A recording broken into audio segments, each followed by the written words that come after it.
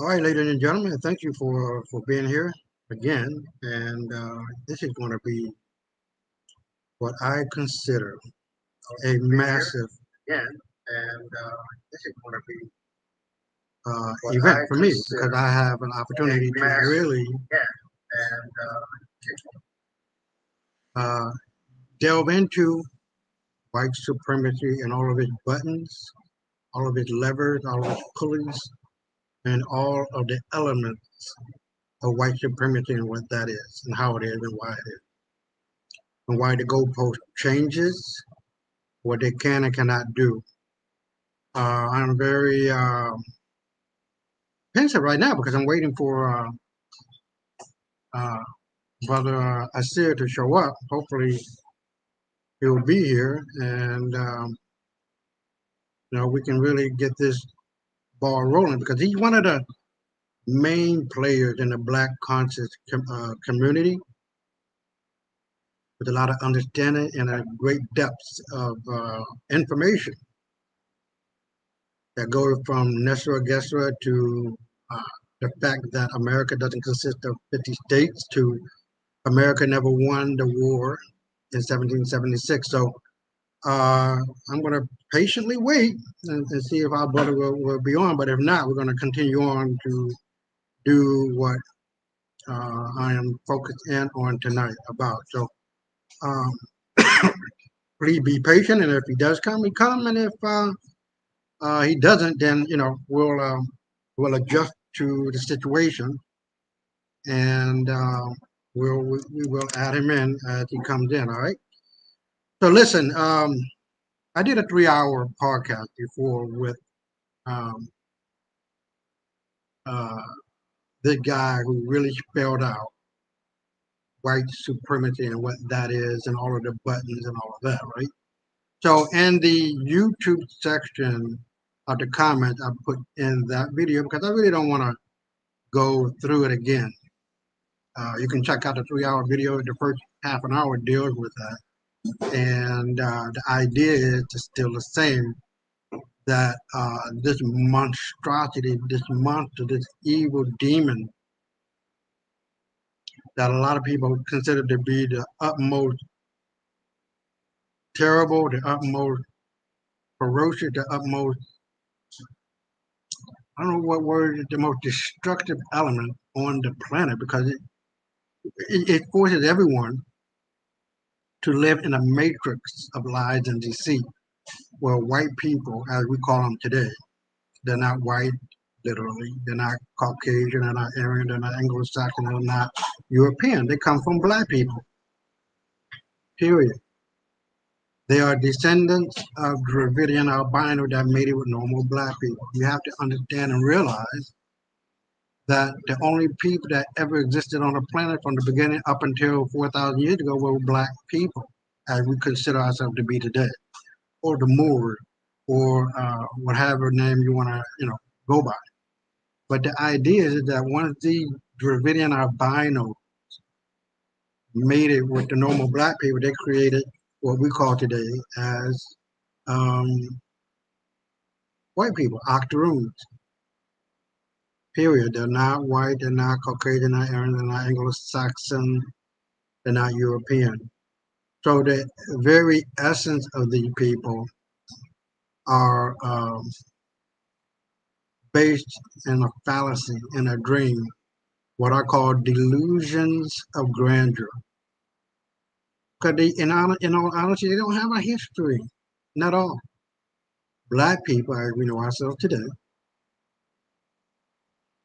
civilized white people, as we called them back then, Tamahus, Yurugus, or whatever the name it was that was applicable, 3 times. Once in Egypt, we killed them, got them out. They only ruled about 150 years. Again, in Greece and Rome, they ruled about 150 years. So their longevity in ruling doesn't last very long because they don't know what the hell they're doing. And again, in 1492, and really for the last 150 years or so, or thereabout, excuse me, or thereabout, been in control, and they're losing control because they have no idea about running a society. They have no idea about running a civilization that black people have been doing since inception. Okay? So the idea of them being this, that, and the other, and all of this and everything that is not true. So we're going to get into the nuts and bolts of white supremacy and how they were able to use that racial playbook that is insidious in its nature, that is overwhelming in its fallacy, its specious, its fallacious knobs and wheels and everything else in that machinery of white supremacy, that in the end you're going to come to the at the end of this video, you're going to come to the realization that these people are bullshitting. That's it. Nothing. They have nothing. It's like the Wizard of Oz blowing smoke up everybody's asses. But if you pull back the curtain, if you just pull back the curtain, you'll see a little bit of a man standing there. And all you got to do is just bitch slap the shit out of him. That's it. And that is exactly what Hamas are doing. That is exactly what Iran, Iraq, and all these other entities, the brown-skinned nations around Israel, is doing right now. Because in all honesty, they don't know how to fight. They have all of the high-tech technology and weapons, and you mean to tell me you can't win against a rogue nation of people that you call uncivilized and unfit to run a nation, to run themselves, to be able to govern? Are you fucking kidding me? Netanyahu, Smotrich, Gavir. Are you fucking kidding me, man? Everybody's laughing at you, your dumb asses. America got ran out of Vietnam. Are you fucking kidding me? White people don't know what to do, don't know how to do, don't know how to run, don't know how to fight. But you know what? In essence, in real life shit, what's the name of the military academy in America? West Point? West Point gets their strategy of war from who? Hannibal of Carthage, who was a black guy. And this is what I'm talking about. A lot of people get all up in arms about um, um, CRT, DEI. The smartest people in the world are black people. You can't help but to see that. White people did not create the pyramids. Are you fucking kidding me? Pythagoras' theorem did not come out of the ass of Pythagoras. That was already known thousands of years, long before white people were allowed into Egypt. And when they got in, finally, they looked around and said, oh my God, these people are gods. Gods of mathematics, gods of architecture, gods of astronomy, astrology, physics, medicine, law, and all of the components that comprises civilized society. Hospitals, school, clothing. The oldest pieces or the oldest genes that were found in Egypt that were 5,000 years old, give or take a couple of hundred. So as you can see, there's a lot of deception going on. So we're gonna come to that, but right now we're gonna get to the intro. I'll be right back.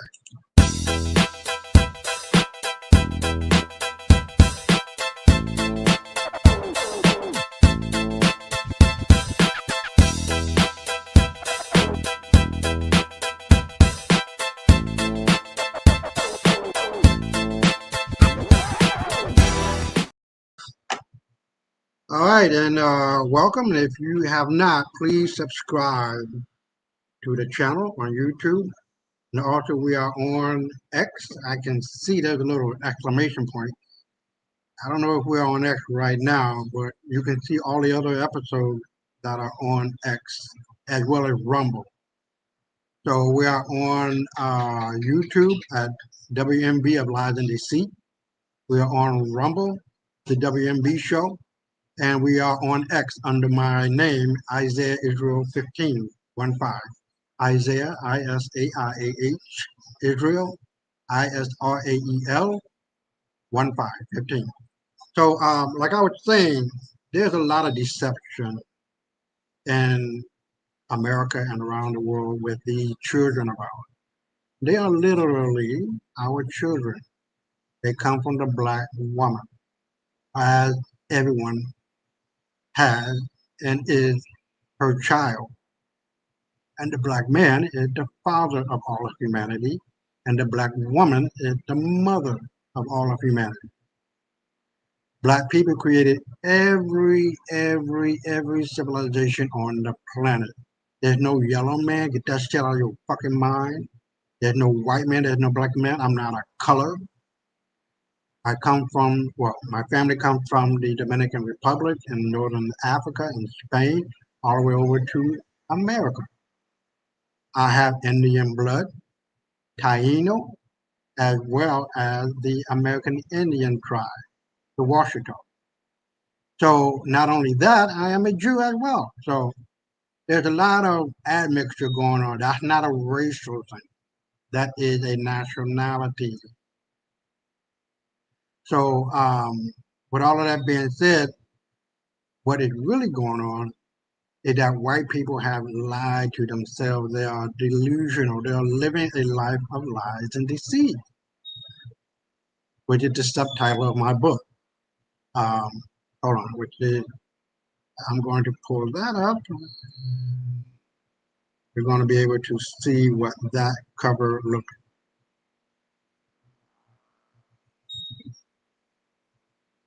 like. Okay, well, let me see if I can bring it up. All right? I know I got it. Okay, well, the first book is right here. I don't know if you can see that or not. Hold on.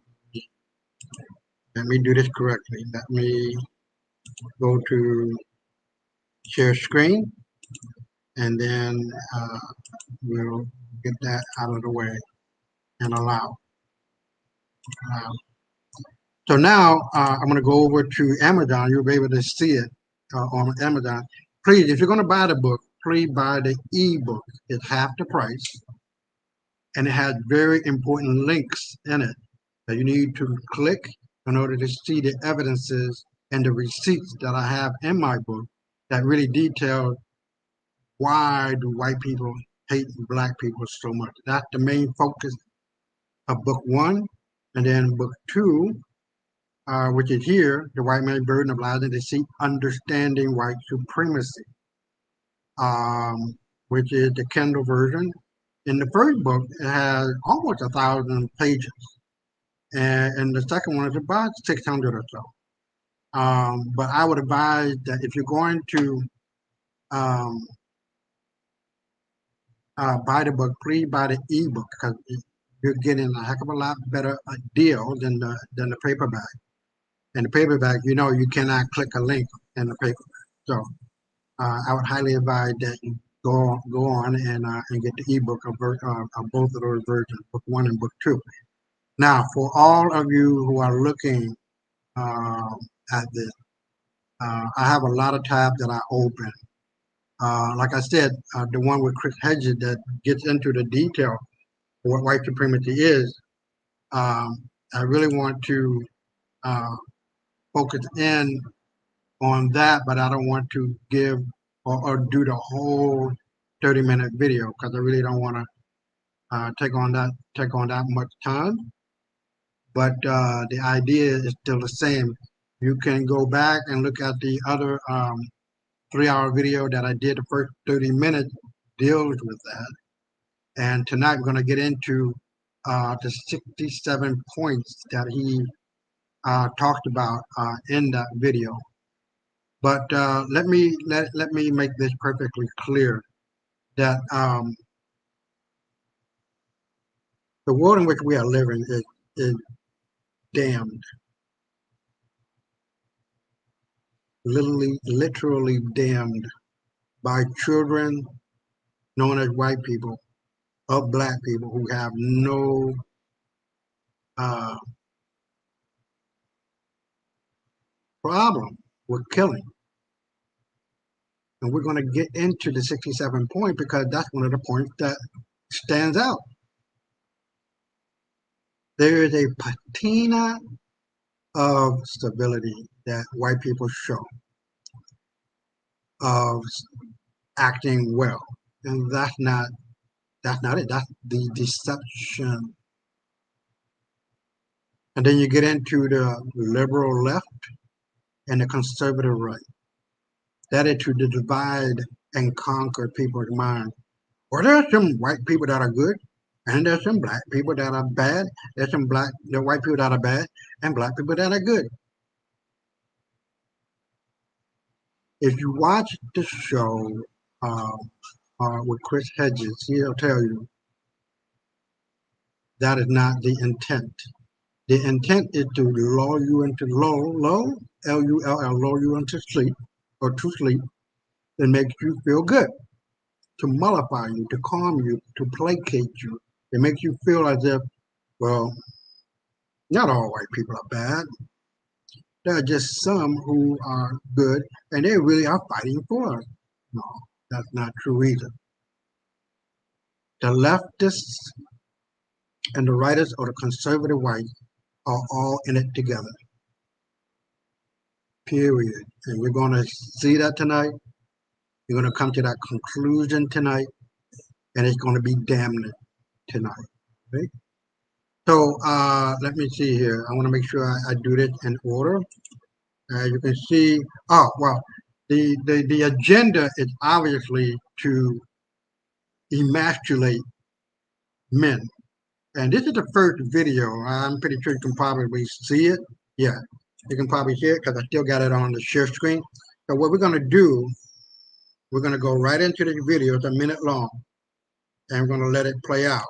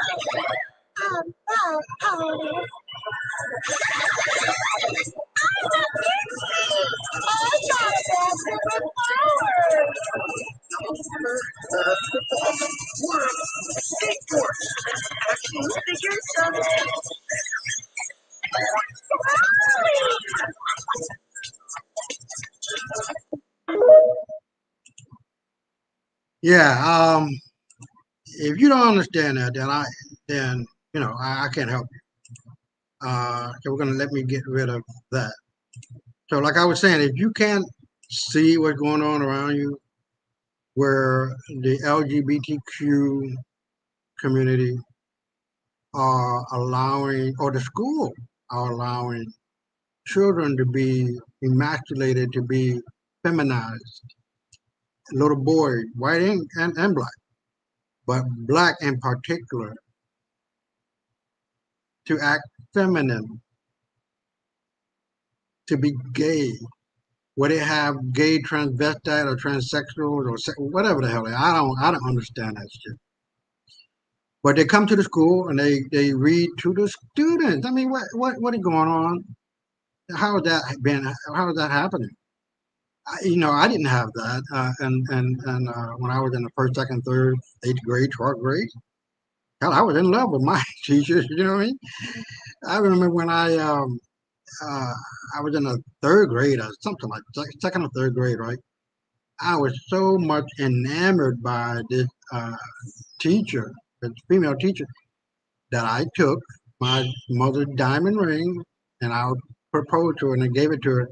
Ooh, did I get my ass whooped that night? But the idea is the same, man. You know what I mean? Uh, it's just wild that this world has been turned upside down. Right is left, left is right, wrong is good, wrong is yeah, wrong is right, right is wrong, up and down is up. Justice is justice is injustice, injustice is justice. The whole thing is just shitty. And if we're not careful, we're going to lose our country. We're going to lose this world to these devils and white skin.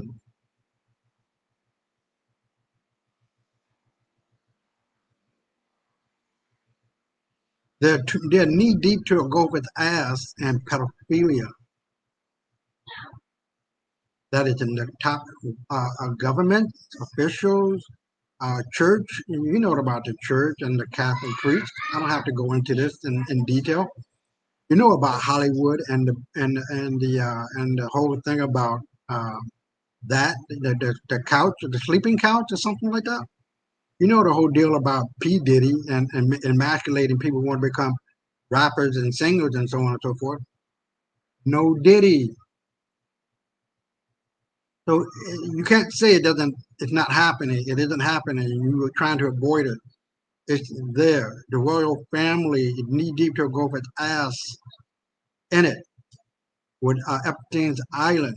Now tonight I'm only uh, pinpointing the obvious, which should be the obvious, and I find it disgusting, woefully, mentally, and spiritually, if that's the word, castigating, uh, demonic, satanic, depriving oneself of one's own ability to be all of what you can be under our Constitution, life, liberty, and the pursuit of happiness.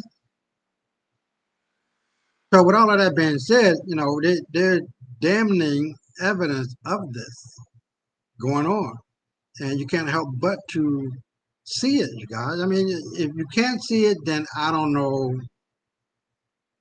I don't know. You're blind, deaf, and dumb to the whole thing about what's going on. And to be honest, the truth does come out. No lie lives forever, and the truth sets you free, right? So, with all of that going on, let me see what the next video will be. This is the next one. Now, this one is important because in the 67 points that I talk about, white supremacy has a way of stripping away your sense of morality, of your sense of common sense, of your sense of self dignity, that you would just go along to get along to do whatever and get whatever crumbs you can get from the table of white supremacy. And this sister is obviously out of her mind. Now, you can love like you want to love. You can marry who you want to marry. You can have kids who you want to have kids with. But like I said, at the end of this discussion tonight, you're going to see white supremacy and white men for what they are. So let me go on ahead and play this. And I'll be right back. Oh.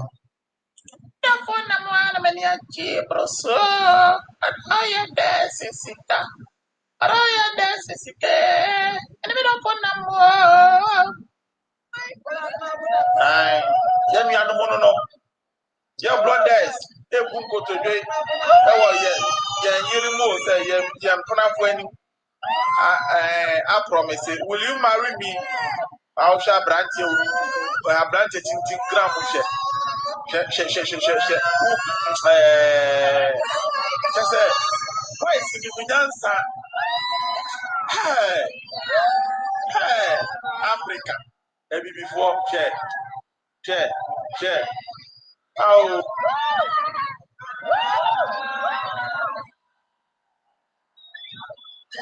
tuti sɛ m'ani fii mehu oburoni abayewa ana oburoni aberante a wabɛwale bibini aberewa ana bibini akɔkora da mehu oburoni abayewa a wɔbɛyɛ 19 20 21 22 years na wabɛwale africani bɛrima a wanyini bɛyɛ 70 80 90 years akɔkora da mehu bi da mehu oburoni abɛmu a young white guy a wawale old lady from Africa da the funny love hey I dream about where investment the biggest investment in history and yaje so na me hyira no ana bi ti ye maame no mu ne ye papa no mu ne abusuafo bi hu yaw pa ya me ti o mu ya abayewa member ogunfu a bi use video no ka na dia kamasam ukunu ho ofe ogina ne na so me ti abusuafo bi hu yaw Ghana ni be Martin North but Bota region but Asante region but Branga Hafo but Ebia wa Easting so okoshia Ghana ni baby let's say Ebia ono no wo other region also so opena abusuafo bi say wo krom kwan wa dodo e na oba no krom kwan wa e na oba no krom kwan wa ana bema no krom kwan wa ana no krom kwan wa dodo ana ye nim no krom kwan no kro wo de wo kwa ye hu bio o ma wo mafie enso oburoni akokora eba ye mamai wa ho so mo ba wale o dia ye si o sei ye oburoni akokora bafie se wa hia. Now I want to stop because I don't know what the hell he's talking about. What language is that? It's obviously not English, obviously not Spanish that I can understand. So it's some African language. So I'm going to save you that, right? Well, you get the idea. What is going on is the sheer fact that some people, some white people, whatever degree that may be, actually believe they have access to black women as the spoils of war. And a lot of these black women don't want to get with that because it'd be a deception, a step down, and not a step up. And they are truly at odds spiritually with their own mentality of what they want. And if they go against it, they get raped, they get killed, they get beat, and so they go along with it. And as a matter of fact, I had a picture. I was trying to find it of a white guy with a black woman, and she's spilling the beans as to how she dealt with being with these white men. That white man in particular was the one that she was with, and white men as a whole, in which black women had to deal with. They were suicidal, alcoholic, you name it, in order to deal with what was going on. And as we know, black women and black girls were the focal point of rape, of sodomy, of every kind of violation that you can think of in the enslavement of black people. And throughout the late 1800s, 1900s, all the way up to even today. And we see the attitude of this going on. And what is so damning is the fact, is the fact that our judicial system knows about this and give way to white men doing what they do in protection of white women. Now, this is telling. You know, I love meme or pictures because it really explains in a picture form of what I could never really truly expressed in words. And so this is what white men are protecting. They're protecting that white woman. The magazine cover that is exploding across Europe, it says. After massive sex attacks by refugees in Europe, a Polish magazine prints this cover entitled The Rape of Europe. That's powerful. Like white women don't like white men don't rape white women. They do. They rape more white women than black men do. Let me say that again. They rape more white women than black men do. So it's not an interracial raping thing. It is an intraracial thing. And it's just absolutely positively damning. Now, let me go down to this one.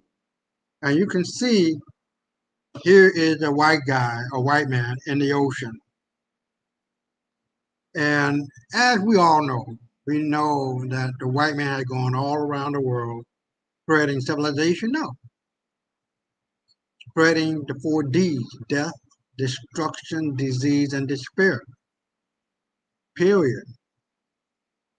And as they go, they've gone all around the world. The Aborigine, the Arab nation, the Indian, the Inuit, the South American. You can see in the names there, all of that blood from different people of color. And then the white man asked the question, why do they persecute me so much? And we're going to get into that as to why. Because it is the underlying intent. They're not trying to hide that shit. They're giving the patina of civility, the patina of friendliness and love and humanity and brotherly love. But at the end of the day, that's not what it's all about. It really isn't. And then we have this one, where we know in America and around the world, people of color don't have the same um, opportunity. So there is a lot of things that are in the way of black people in America. And white people have an easier time of that.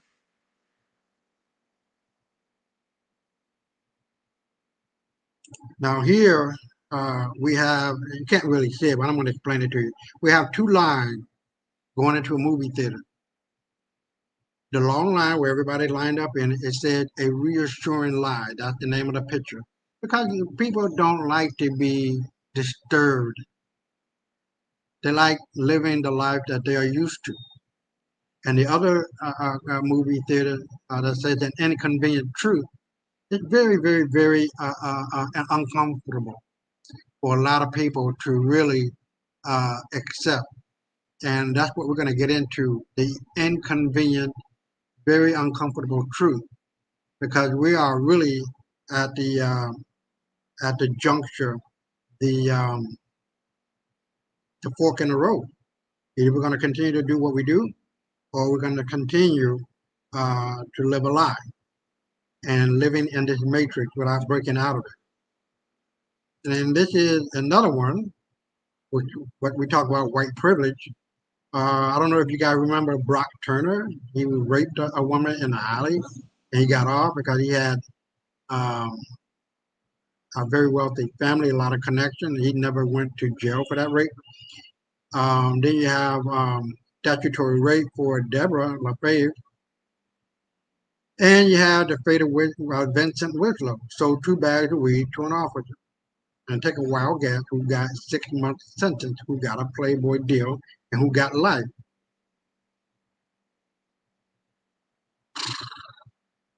The black guy got life.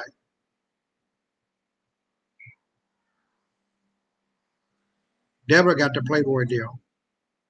And Brock got the 6 month sentence. And really 3 months. Because after 3 months, he was out. And he was very well taken care of while he was in prison. So let me see if I any more. This is very telling too.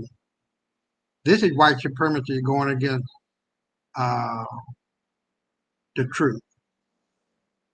You know, you can be so wrapped up in your fragile mind, if I can say that, in white superiority, white supremacy mindset, that you can't even see your own doom occurring. The handwriting is on the wall. And like this dog, you can be so blind in trying to get even or in trying to demise or unalive another person or people that, you know, you end up killing yourself. And sure enough, with the bird or eagle, whatever it is, the bird knew what to do to defeat this dog. This dog is representative of white supremacy, white superiority. And every person of color is this small dog. I'm sorry, this small bird. We know what to do. We know what to do. And all that is done is fly further enough away, just enough to make the dog think they can jump up and out, and down they go. Pride comes before the fall. Pride comes before the fall. Evil always destroys itself and those who partake in it. Always, ALWAYS, and in always, ALLWAYS. It never fails, irrespective of what the person looks like, how high and mighty and rich and powerful they may be. It always comes around to bust your face wide the fuck open, breaking out all of your teeth, blocking both of your eyes and your nose.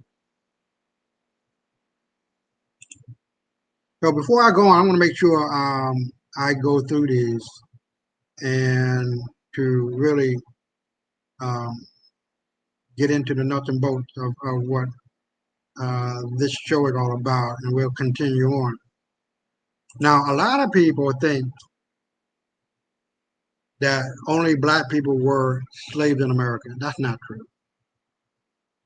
Virginia was the first state that stated black people could not buy white people anymore. Abraham Lincoln was a black president, along with Hannibal Hamlin, that created the 1866 Civil Rights Act that was for everyone, and in particular the black enslaved people, not the slave. A slave is an Indo-European Slavic person. That's where the word slave comes from. And as you can see, there were white people thanking here, and other places, thanking Abraham Lincoln for freeing them. So there was never a moment of gone with the wind kind of thing going on in America. You can be as dark as I am and be considered white. And you can be as lily white as George Bush and be considered black or be a slave. It was never that cut and dry. It just wasn't. And if anybody is telling you that, they're fucking lying to you. Black people were already here in the Americas. We didn't come over here on no ship. A ship wasn't created until 1804. A motherfucking ship, the big dummy, has a motor. Before 1804, black people, black men, black pirates ruled the seven seas. So they could not have been transporting, white people could not have been transporting 100 million black people to the Americas. That's not impossible. That's not possible. They were being captured and sold into slavery by black people, by black pirates, by the black Vikings, and so on and so forth.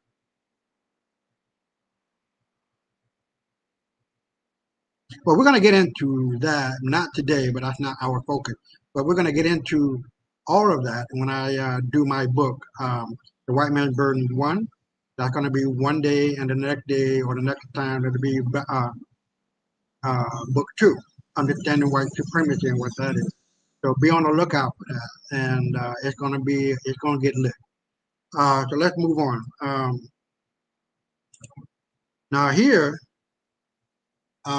we have a geneticist, a Chinese geneticist, top-notch. Professor Jen Lee of the Research Center of Contemporary Anthropology at Shanghai Fudan University, using DNA testing technique, proved in 2009. So we're looking at what, 16 years ago or so, more or less, that Chinese people descended from Africans 10,000 years ago. And he said, I was very shocked to learn everything I was taught was a lie. There was no Fuxing man or whatever the hell name they came up with. And the truth is, Chinese people descended from the original African woman, womb man. The first emperor of China was Qin, who was black. And you know, this is the this is the the ignorance of a lot of people. And the only way you're going to break the ignorance is with with the vaccine of truth or knowledge. Knowledge breaks the spell of ignorance. It doesn't really come out all the way, but knowledge breaks the spell of ignorance.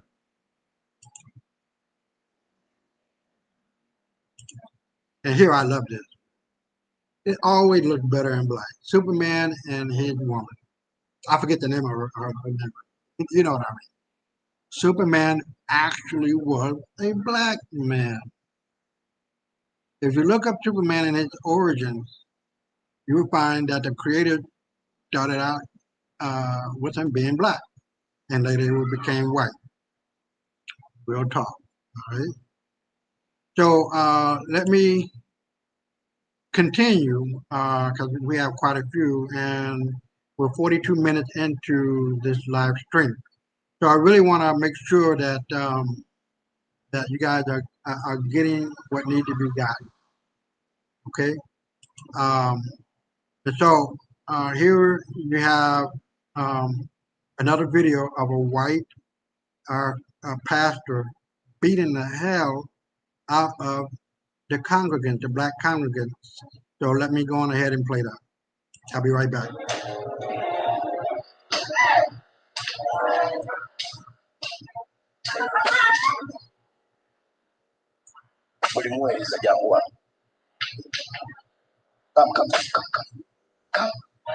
Come.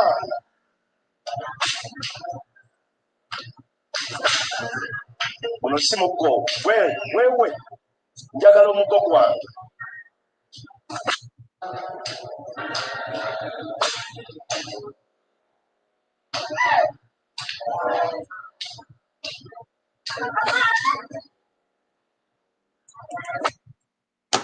So I think you get the idea. And this we're going to cover in the points as well. As you can see, this is the point that we're going to be covering in 1 minute, because we're going to do the video first of Chris Hedges. And that is in the chat of the YouTube. You can go on and take a look at it. It's 35 minutes or 36 minutes long. And we're going to play about 5 minutes. We don't need to play the whole thing. I just wanted you to hear some of the points that he's going to be talking about. And he talks about deterrence for Israel being killed indiscriminately. Don't forget that. We're going to cover all of these points in 1 minute.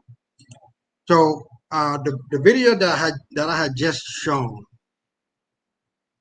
is one of the points in the 67 points of white supremacy. Edit the playbook.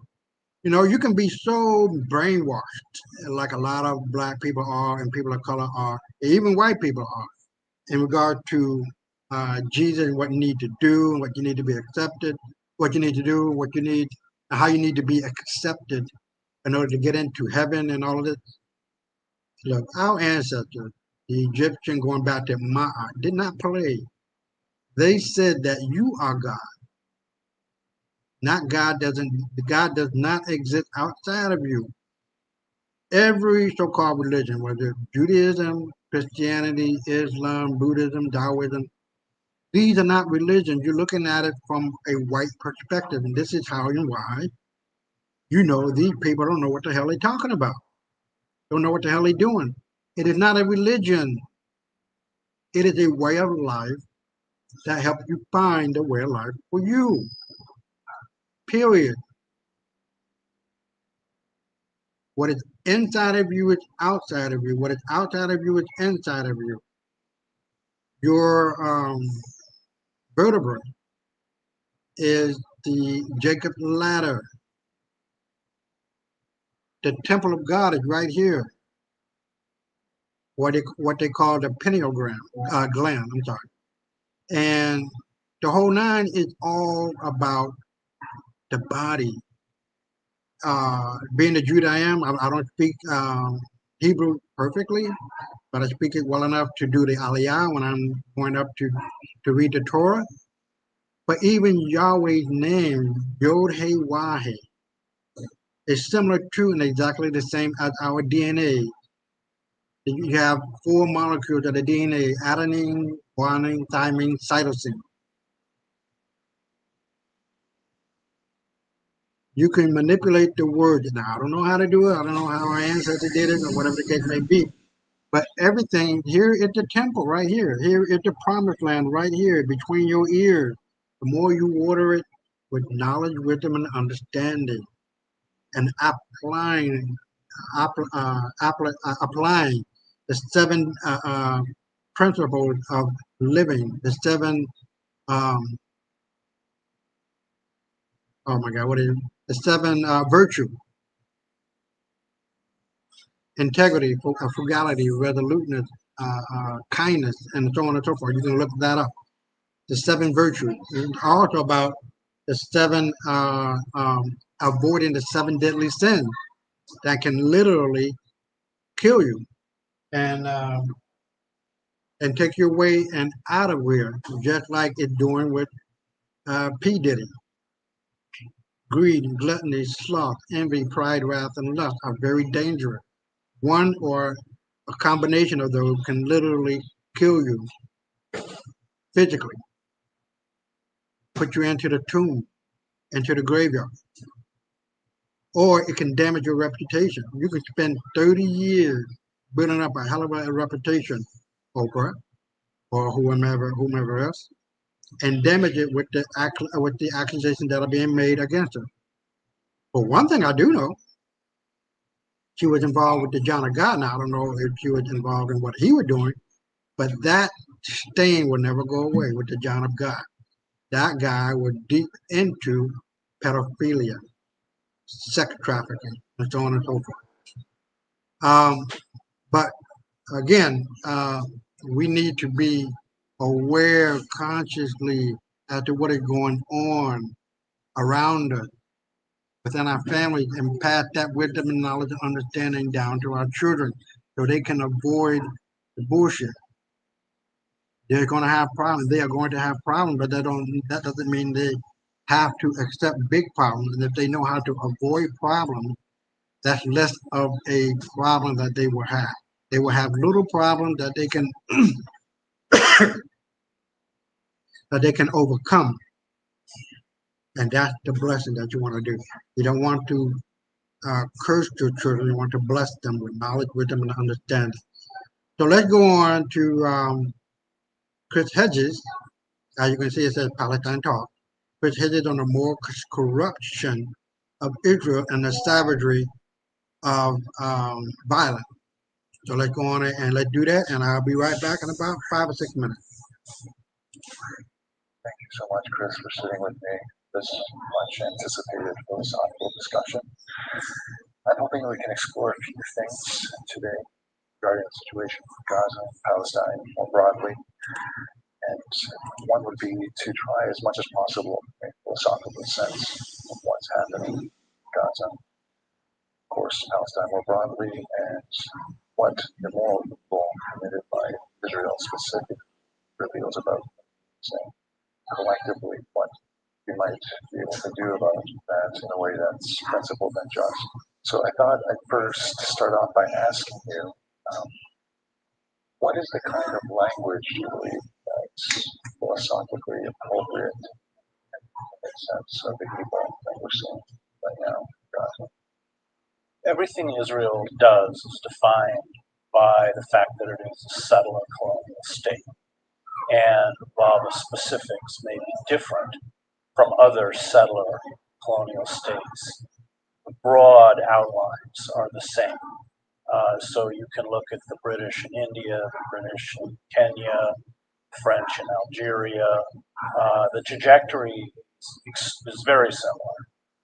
You have, in largely the case of Israel, which was also, of course, true in Algeria or true in Kenya, India, you have a foreign entity that occupies land where indigenous inhabitants have been living for centuries, millennia.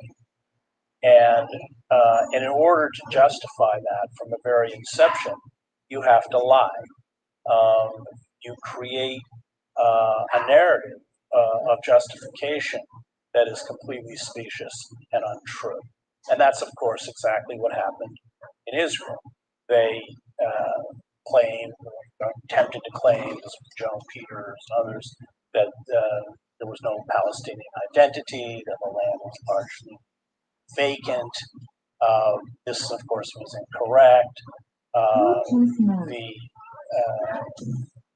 There is an immediate demonization of the indigenous inhabitants. They're kind of subhuman. They're barbarian. They're certainly less in terms of their value. They're less than the colonists. And we talk about settlers. These are colonists. That's who they are. So initially, you try all sorts of subterfuges to make your settler colonial project work. Violence is always a part of it. But at the beginning, you attempt to buy land, you attempt to mollify a certain segment of the indigenous population to work as collaborators. That has actually worked less well in Palestine, historic Palestine, than it did in places like India, where you raise the Indian army. A lot of them, 40% of them were Sikhs, about 2% of the Indian population. The British were quite successful in raising a colonial police force in Kenya. That never really worked in Palestine, but that was the idea of Oslo, that they would bring Yasser Arafat, Fatah, and the PLO back, and they would function as a colonial police force. It didn't work at all in Gaza. It has worked, but not very well in the West Bank. That's essentially what Mahmoud Abbas does. But eventually, the other attempts to, or all of the less coercive attempts to control the population fail, and it becomes naked force, naked violence of an escalating degree. And that's precisely what we saw through repeated assaults against Gaza. I don't like to call it a war. The Palestinians do not have mechanized units or tanks or planes or a navy or even real command and control. It's an asymmetrical force, but is no match for the industrial weapons that Israel is able to array against them. But you have escalating assaults that have now culminated in full-blown genocide. Connected to your point on naked force, you make this very pointed insight in your piece. I just wanted to cite that I believe you published last December, titled "The Evil That Israel Does Is the Evil Israel Gets." And it's say the only language left, this is verbatim, left is the language of death. It is how Israel speaks to the Palestinians. It is how the Palestinians are forced to speak back. So I'm wondering if you can expound on that and also perhaps comment on this seeming reluctance on the part of the Western media and address that. Well, so Israel's intent, we know from private correspondence by Ben Gurion and others, the intent was always to cleanse historic Palestine. that intent had to be denied because it, of course, would make it hard to mollify the Palestinians, and it would be hard for Israel to project the image of the only democracy in the Middle East, and making flowers bloom from the desert and all this kind of stuff that goes into Israeli mythology. But the intent was always there. So you reached a point. I think Oslo was really the moment that the Palestinians realized that there would never be a peaceful solution. That Israel was not Oslo. For viewers who don't know, in essence, was going to allow Fatah or the PLO to run.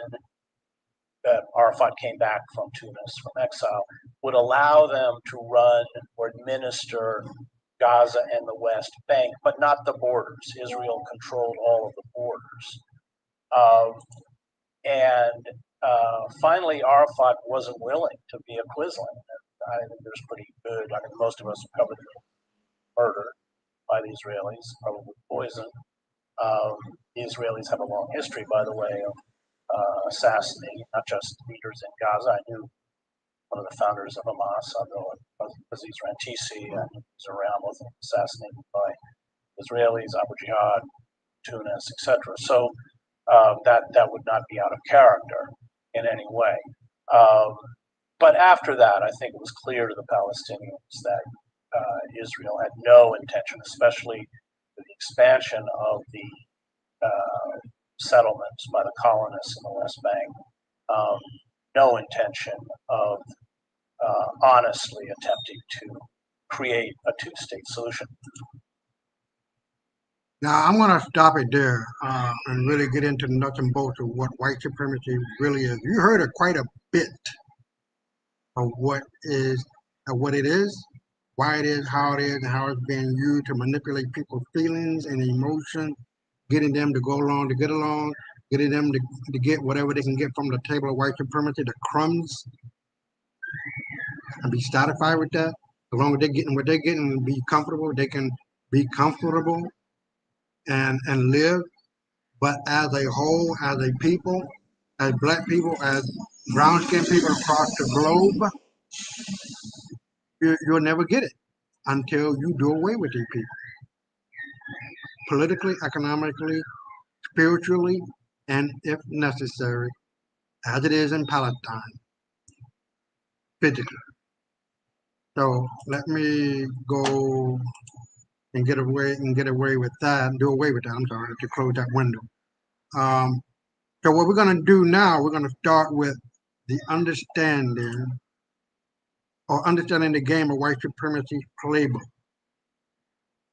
Now, as you heard, Chris Hedges, we're talking about a settler colonial state. That's the first step.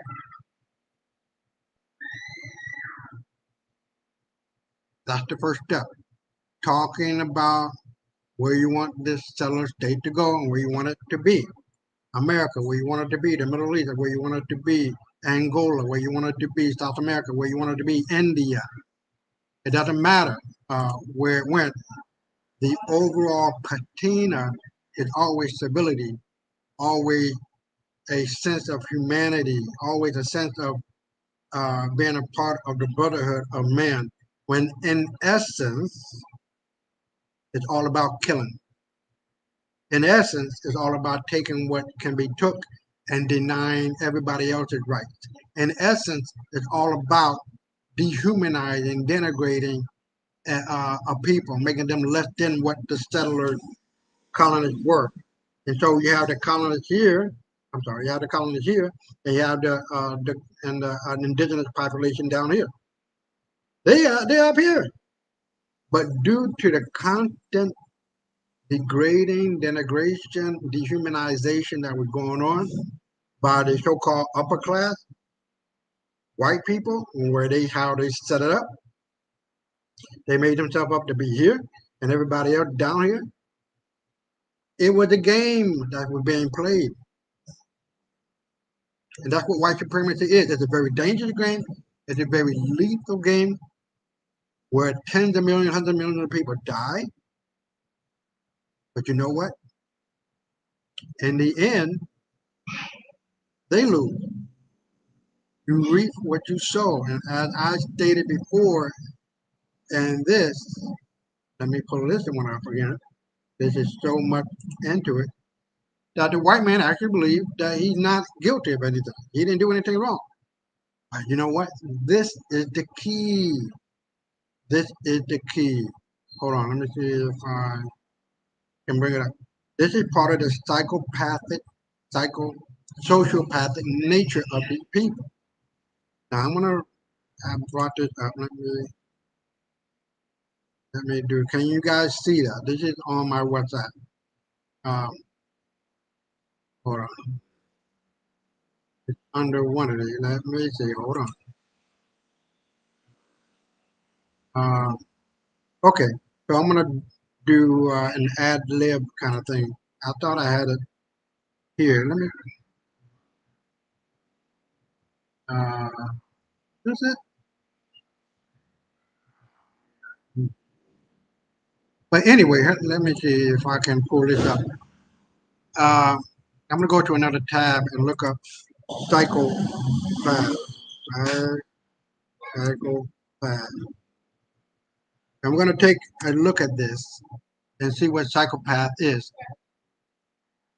Psychopathy, personality disorder characterized by persistent antisocial behavior, impaired empathy and remorse, and bold, disinhibited, and egotistical traits. That's white people. Now let's take a look at sociopath. Socio.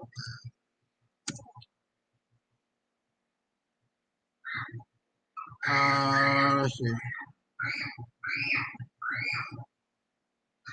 Okay, the signs of sociopathy or sociopath. It's coming up right now. Please forgive me for that. So, we're looking at the signs of a sociopath: superficial charm, untruthful and manipulative, egocentric, devoid of remorse or empathy, seeks to dominate and win at all costs, never apologizes, expert storytellers, the Holocaust, the Holocaust, October 7th, October 7th, October 7th. They're good at lying and speaking about what they went through, but they don't give a damn about what is really going on. Present themselves as a hero. Don't they always do that? With high morals and complex philosophy? Don't they do that? Incite emotional chaos, where you don't know whether you don't know whether the shit will go blind. Black people. Well, I have a lot of white friends. That doesn't mean that all white people are bad. White people don't need to pay for reparations. The present generation doesn't need to pay. They never had slaves. Are you fucking kidding me? Are you that damn stupid? Let's go on and continue. Incite emotional chaos. That's the part. Feigns like or love to get what they want. Center justified bulleted list. Uses oversized bullet and inserts no space between the bullet and the text. In other words, they'll lie, they do what they need to do to get what they need to get, and damn everything else in the middle. Point blank. So, what we're going to do now, we're going to go through all of the 67 points. It's not going to take that long. We're an hour and 4 minutes into this, and I truly want to thank you guys for participating. And if you can, please support and subscribe to the channel on Rumble, the WMB show, and on YouTube, WMB of Lies and Deceit. It'd be greatly appreciated. It'll also help the algorithm to get it up and out. And if you'd like to support the channel, you can always do so at patreon.com/WMB333. And let's go on to the point. Hold on, let me. Let me get this out of here. So now we're going to concentrate on the points. And the point of this is understanding the game of white supremacy. Now, you heard Chris Hedges talking about the settler. Oh well, let me point. Oh, the settler state. Here we are, the settler colonial state. Now, the first thing you must do when you want to set up a settler colonial state is to lie. Oh, you know, we're good people. We're just here to help the people out, and we're going to buy the land, and we're not going to harm anybody. Whatever other kind of lie that which he explains in the video, which you can watch it all. Number 3, narrative and justification that is specious and untrue. It sounds good, but it's really specious. Sounds good, but it really is not. It's a lie. A narrative and justification for what is about to happen. Well, there's no Palestinian state. There's no identity of the people. The land was vacant, largely so or wholly so. Since there was nobody there, then we can take it. That's the narrative and that's the lie that was told. Then you go on down to the demonization of the indigenous inhabitants. They're inhuman. They're barbaric. They're not human. So on and so forth, as was done with the Tasmanian people. There's not one Tasmanian people left on the planet. White people killed them all. The last man, they cut off his testicle sac and turned it into a tobacco pouch. There's not a baby left. There's not an old person left. There's nothing indicating that the Tasmanian people existed. As a side note, white people, and I don't quote me on it, but in the Pacific Islands, there is a set of islands called Mariana Islands or something along that line. Now we all know they white people, the U.S. government or white government,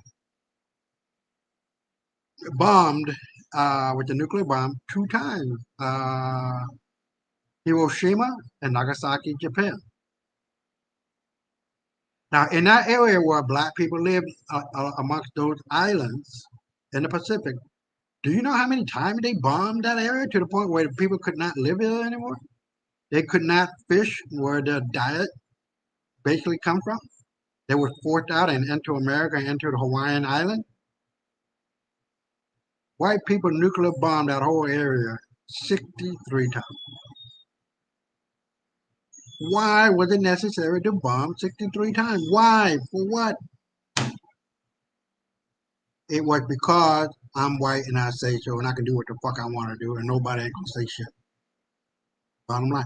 And that's one of the things in this set of rules and the white supremacy playbook we're gonna get to is why they do it. They are seen as subhuman, barbaric, uncivilized, and worthless without value. They are always below or less than the colonists or the settlers. Now, one of the things that he talked about in the video is the settlers. Now, look at the settlers in the Middle East, in Israel. These settlers who are not real Jews are going along indiscriminately killing, raping, murdering, you name it, because they get the A-OK from the upper echelons of the white supremacist nation known as Israel, and the upper echelons of the white supremacist nation known as the USA.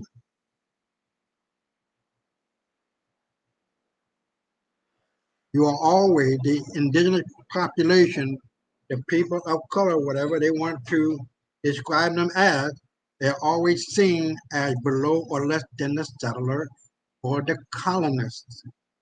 The settlers and the colonists are one and the same. And then they try all types of subterfuges, all types of deceit, is what subterfuges are. No, I'll give you this. If you do this, I'll give you that. How many times have we seen that? in America. I'll give you your right to to be a citizen. I'll give you your right to vote. I'll give you your right to this, that, and the other. And we see them time and time again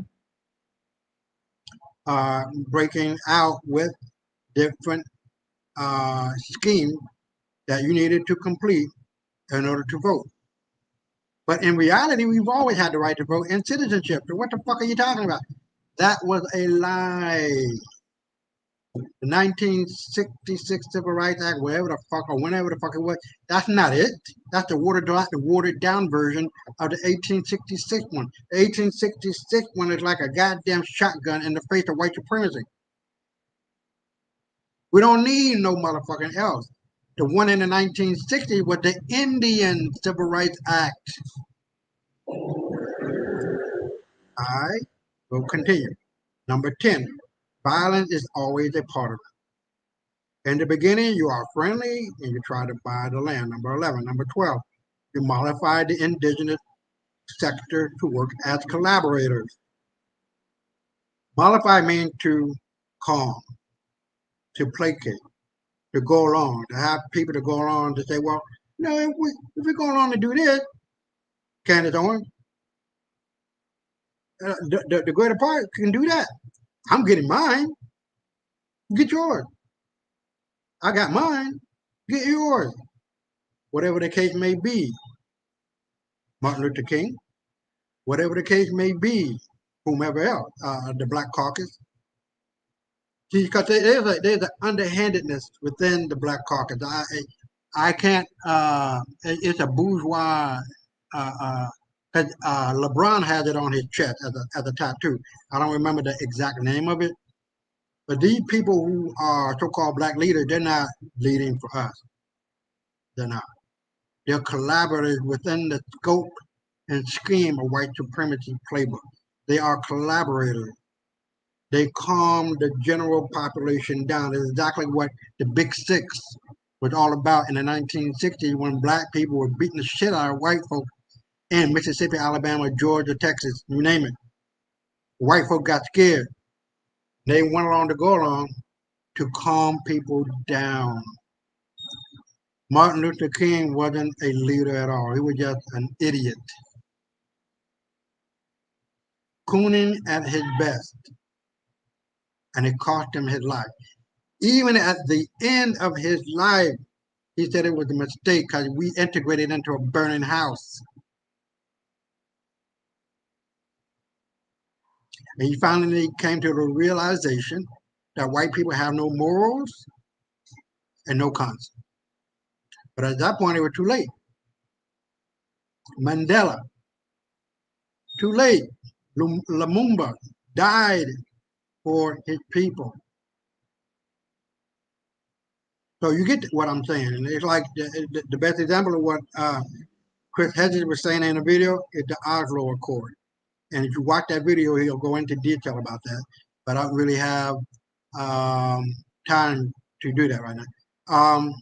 Then number 14, when all less intrusive ways fail, violence becomes the preferred norm, means, ways, and in escalating manner. Black people in Mississippi with the water hole, with the police harassment. And you get what I'm saying.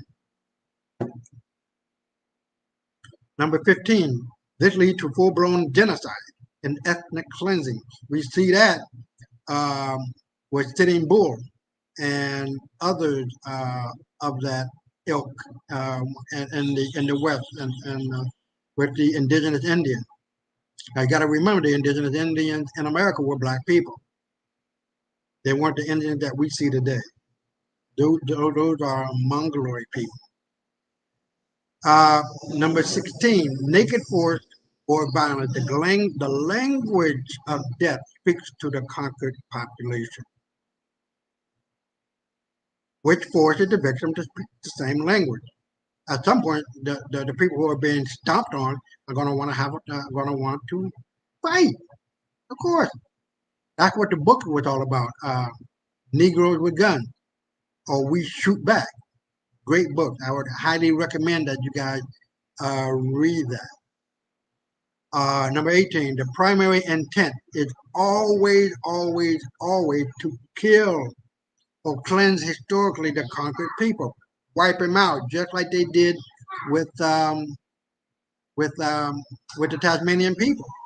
There are no more Tasmanian people, but the intent to kill is denied emphatically. Emphatically. So if people are saying that um, that that espérate mi amor, estoy haciendo Domingo.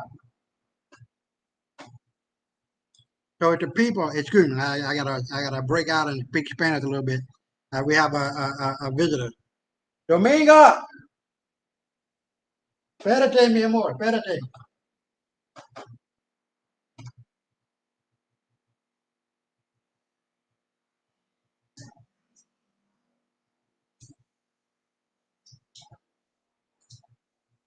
Espérate mi amor. No, espérate, cálmate. So the intent is always to kill and deny that emphatically. So there's an undercover kind of thing going on, and underneath all of that wannabe patina of stability, there's always death. And isn't that what we just saw in the Maymail, or the picture of the white guy in the ocean of blood with everybody in it, everybody else's blood in it? That's what they do. They kill. They haven't created that one civilization. Nothing.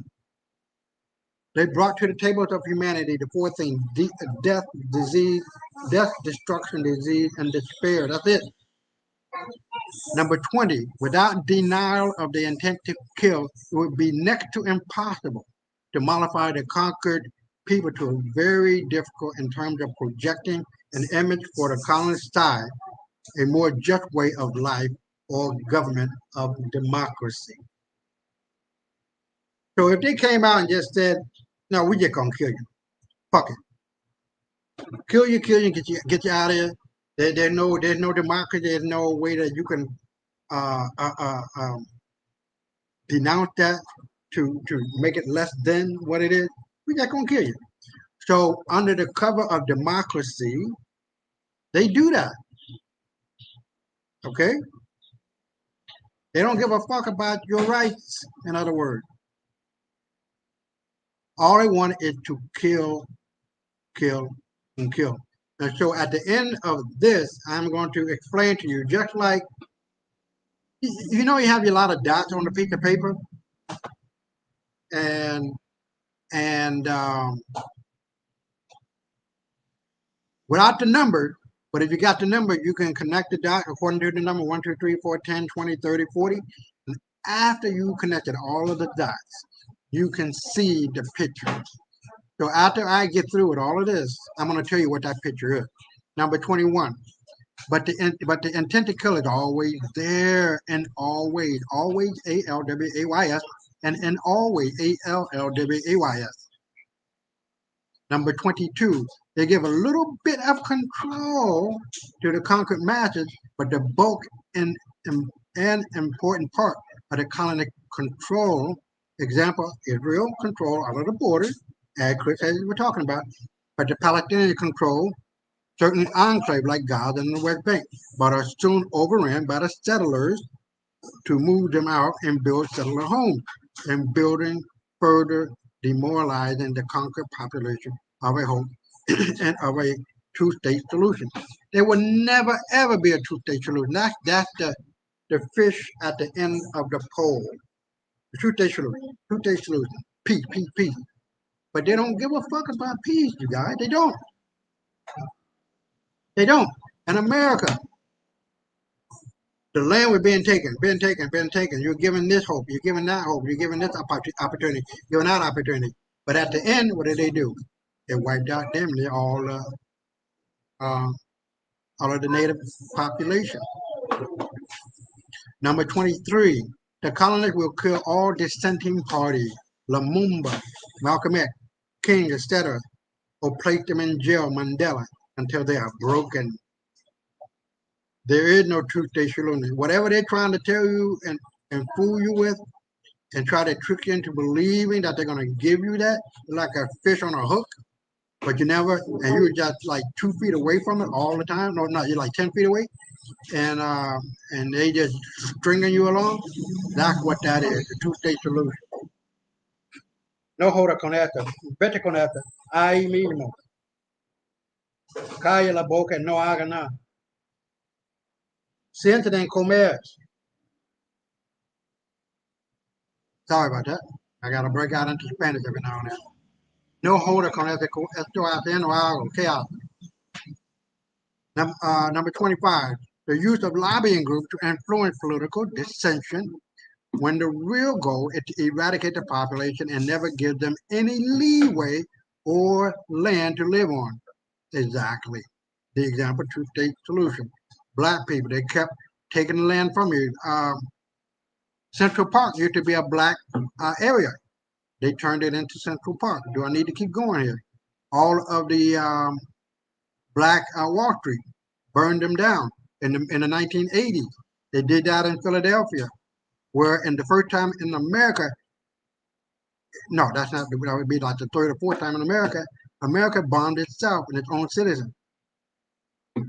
Number 26, use or create a propaganda machine. Don't they have a propaganda machine? APAC, don't they have a propaganda machine? The newspaper, radio, TV, you name it, social media, where they're depicting themselves to be the upper echelons of everything, and black people at the bottom. How to manipulate Western government or white governments. Western, take out Western and put in white government, not only in America and the Middle East, but also in Europe. Oslo was never a good deal. Now, that's been talked about in the video. This leads to draconian measures. If you don't know what draconian means, then no, I can't help you. You can look that up. 31. This makes the colonists morally bankrupt and unrepentant. Are they not?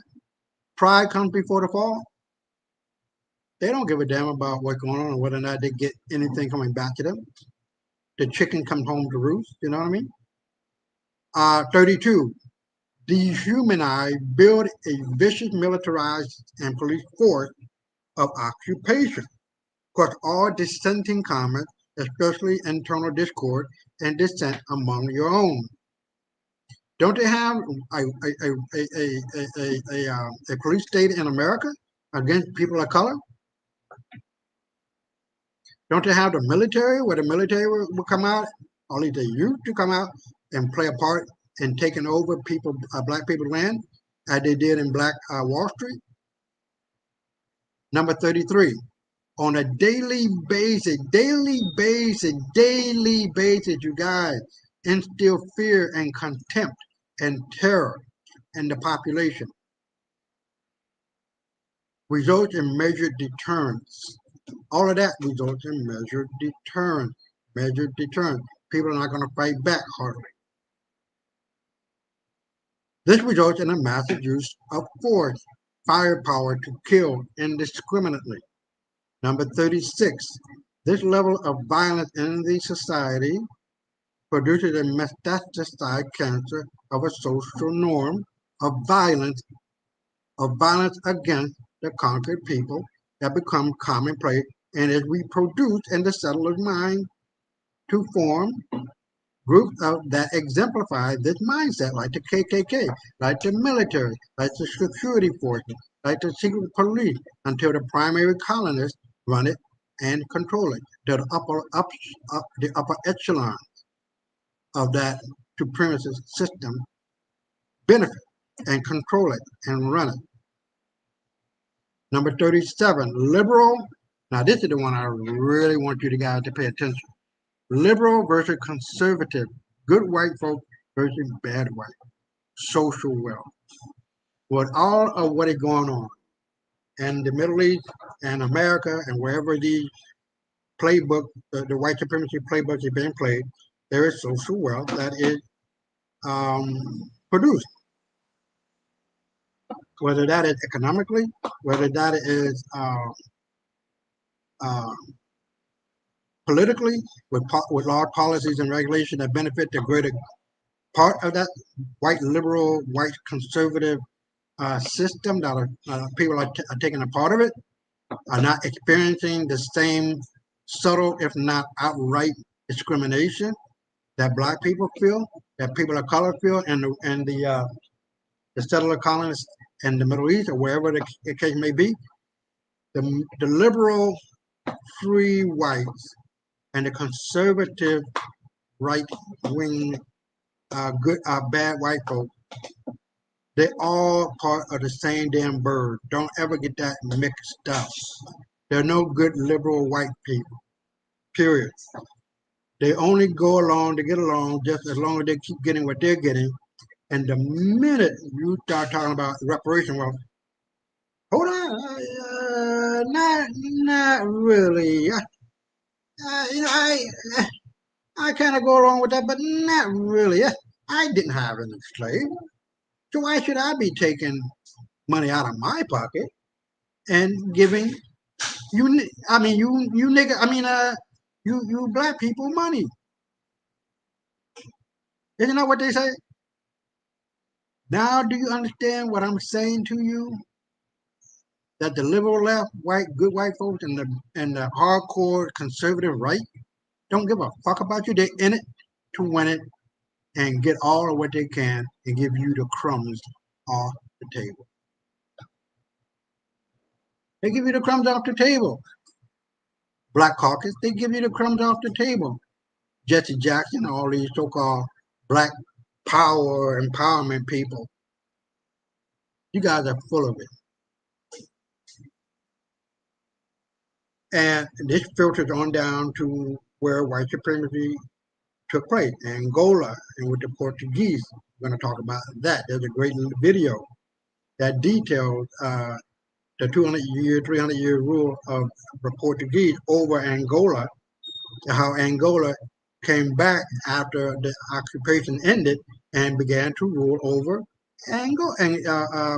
Portugal, because money talking bullshit walked. They took over the Angola elite, turned Portugal into their playground. They forced, because of the money that Angola produced, were able to buy into and control Portugal and all of its political hacks and wannabe white supremacists. They had no choice but to do what the hell money said to do. Money talk, bullshit walk. And that is still true today. Angola rules Portugal. And then you get into the French with the Algeria, the Brits, and the Kenya and India. You know what happened there. Number 39, in America, Sitting Bull and Crazy Horse wiped out the 7th Cavalry. And this brought about the nature of the devil in human skin and created the Gatling gun and scorched the earth with the Indians to mold them down like mold the lawn of the Palestinians. That happened with the Crazy Horse and Sitting Bull in the 1890s. You see the similarity to mold them down, to mow the lawn of the Palestinians. The same fucking playbook. Settler colonial states work when you wipe out 90% or more of the indigenous state population. Now, what it goes on, let me see. The example for Palestine, it couldn't work because more than 10 million Palestinians live outside of Palestine. So they could not and would not ever be able to wipe out 90% of the Palestinians, because too many millions of Palestinians live outside of Palestine. And Chris Hedges talks about that in the video. In their diaspora, and therefore it's best to have a huge, this is it, huge humanitarian crisis. The constant bombing, the constant killing, the constant degradation, the constant denigration, the constant dehumanization, and the food crisis that is happening now in Palestine. Are you understanding now? Are you understanding how this rule book plays itself out? If they can't wipe out like they did the Indians in the 1890s, the goalpost changes to policy, laws, and regulation as it did with black people in America. The pen, they were genocide with the pen. The black Indian went from being Indian to Negro, being Negro to African American. Let me go on, 42. That gives two choices, death or deportation as in Gaza. Number 43, you can't claim settler colonial state project and espouse liberal values that all men are created equal. So here we go again. We were talking about the patina of civility and liberalness and a democracy. They espouse that, but underneath all of that, you guys, they kill, kill, kill, kill, kill, kill, kill. Remember that word, kill. Speak the language of democracy and human rights, but behind the scenes, the intent is kill, kill, kill, kill, kill. Now, America is very good at that. Carry out acts of war, but not at war. The USA does this all the time. Gaza is a war that America is committing. They're in cahoots. They're complicit in the war in Gaza. Why? Because of the oil and the mineral rights and everything else. Iran, Iraq, you name it. There were no weapons of mass destruction in Iraq. But Colin Powell and George Bush, they colluded and came up with this lie, as we had stated before, and the first one. You must lie! Yeah. Man, I love this. And I hate it too. But let me get back to where I was. Number 46. The only option left is violence, especially when you're facing annihilation. Isn't that what the Palestinians are? They're fighting back. But white people don't know how to fight. They got all the best weapons and still fucking up. They done fucked up and now they're finding out. All right? Number 47, nonviolence creates more violence and the turning of the cheek means death, politically, economically, spiritually, and physically. Isn't that the truth in the nonviolent marches of the 60s? Fuck all that. That was nothing. Why would you want to eat in a white restaurant where they're serving you undercooked chicken that is unseasoned?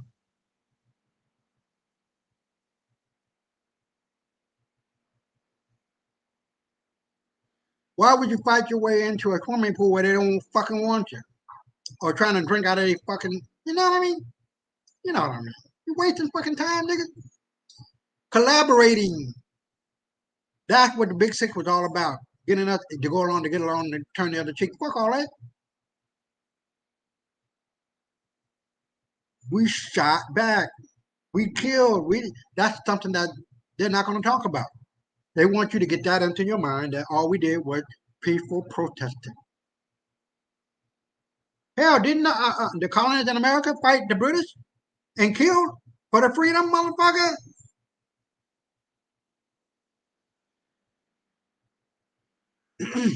Number 48. Oppressive people leave no other option on the table of humanity but the return of death and unbridled violence against the colonists. The colonists are white people. Because they're the only one who colonized anything. And under that lies of beheading and rape. Now, you know that the Israelis are always lying. That's the first thing you do. Lie, lie, lie, lie, lie. Repeat October 7th, October the 7th, October the 7th. Holocaust, Holocaust, Holocaust. Motherfucker, 6 million people didn't die in the Holocaust. In Germany, they did not die. 6 million people did not die in Germany.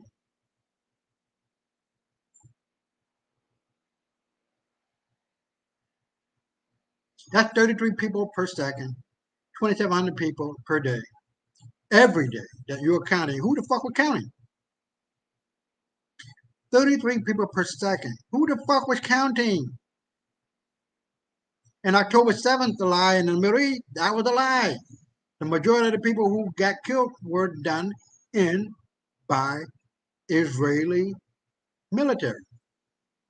But the playbook said to lie, lie, lie, lie, lie, lie. Beheadings and rape, that did not happen. Hamas and the Palestinians did not rape or kill or behead anything. But there are photos and pictures of people being beheaded by the bombing. Most recently, the other day, the bombing of Rafah. People were burned alive. There were children whose eyes were shut and burned, screaming with help. Can you imagine your daughter or your son or your family members being burned alive through the bombing? But hold on, wait a minute, hold up. Now I'm going to show you some pictures. But only animals who act like human beings does that. So let's move on. We're almost done. 51. To legitimize the genocide, you create a false narrative of rape and baby beheading. Lie, lie, lie, lie, lie, lie, lie, lie, lie. Anti-Semitism, anti-Semitism, anti-Semitism, anti-Semitism. Hell, these motherfuckers are not even real Jews. What the fuck are you talking about? They're converts. I'm a real Jew. I am Semitic. My forefather was Abraham. Okay? 52. Assassinate opposing news journalists and outlets. Isn't that what they're doing? Isn't that what they did in America? Isn't that what they did everywhere they went? Number 53. This makes all foreign press culpable in the genocide because of their lack of truthful news coverage and are controlled one way or another by the colonists. Isn't that the truth? You only get one way and not the other. Oh, it's anti-Semitic. Oh, we must fight. We must get it right. We're being oppressed. Really? Really? Number 54. The opposing side of white supremacy playbook is always demonized. Muslims are demonized, Islam is demonized, blacks are demonized to the nth degree. Number 55, social justice movement of the Western establishment and media. Social justice. Now you can talk about social justice, Black Lives Matter. You can talk about social justice, feminism, the feminist movement. You can talk about justice matter, justice movements that deal with the rights of the people that are being oppressed, the right to vote, the right to citizenship, whatever the case may be. But as soon as you start talking about economic, the whole system comes down on you. That's what they did with Bernie Sanders when he talked about reparation for black people.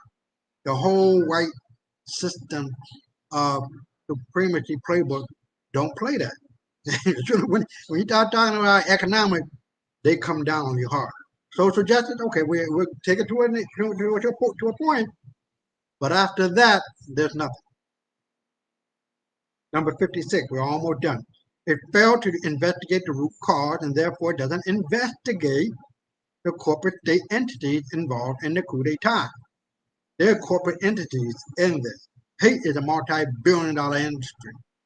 Newspapers, TV news stations, you name it, are making a lot of money off of the killings that are going on, off of the hate that are going billions of dollars. In itself is an industry. Racial animus and dysfunction and all of that is making money. The military-industrial complex in which the corporate and entities are tied in are making money.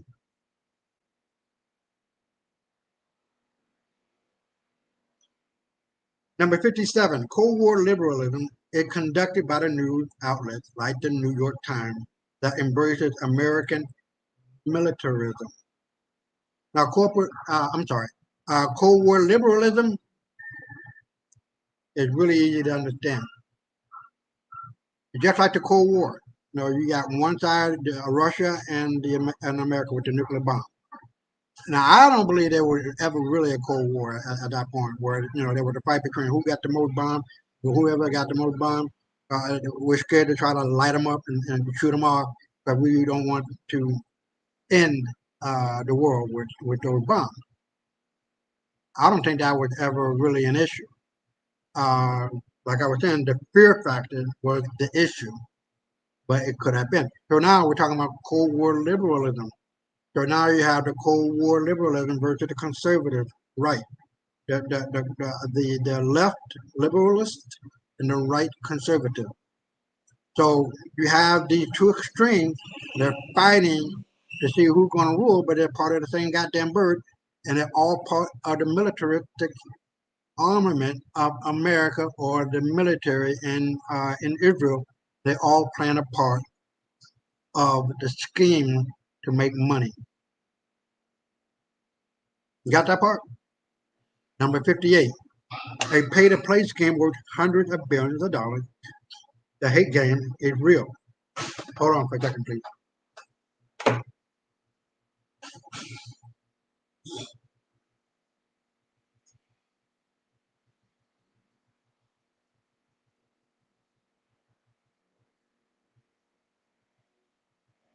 So like I was saying, the money that's being made is hundreds of billions of dollars. Israel is receiving, what, 80 billion to 120 billion dollars a year of taxpayers' money? Whatever happened to those Jews happened in Germany, don't fuck with us and our money and our tax dollars. We didn't do it. And why they continue to keep getting money? Because white people are converting and they want a part of the business. That's why. There's money to be made. 59. It's okay to write about race from a social perspective. That's what we get into the Cold War liberalism versus the conservative right. And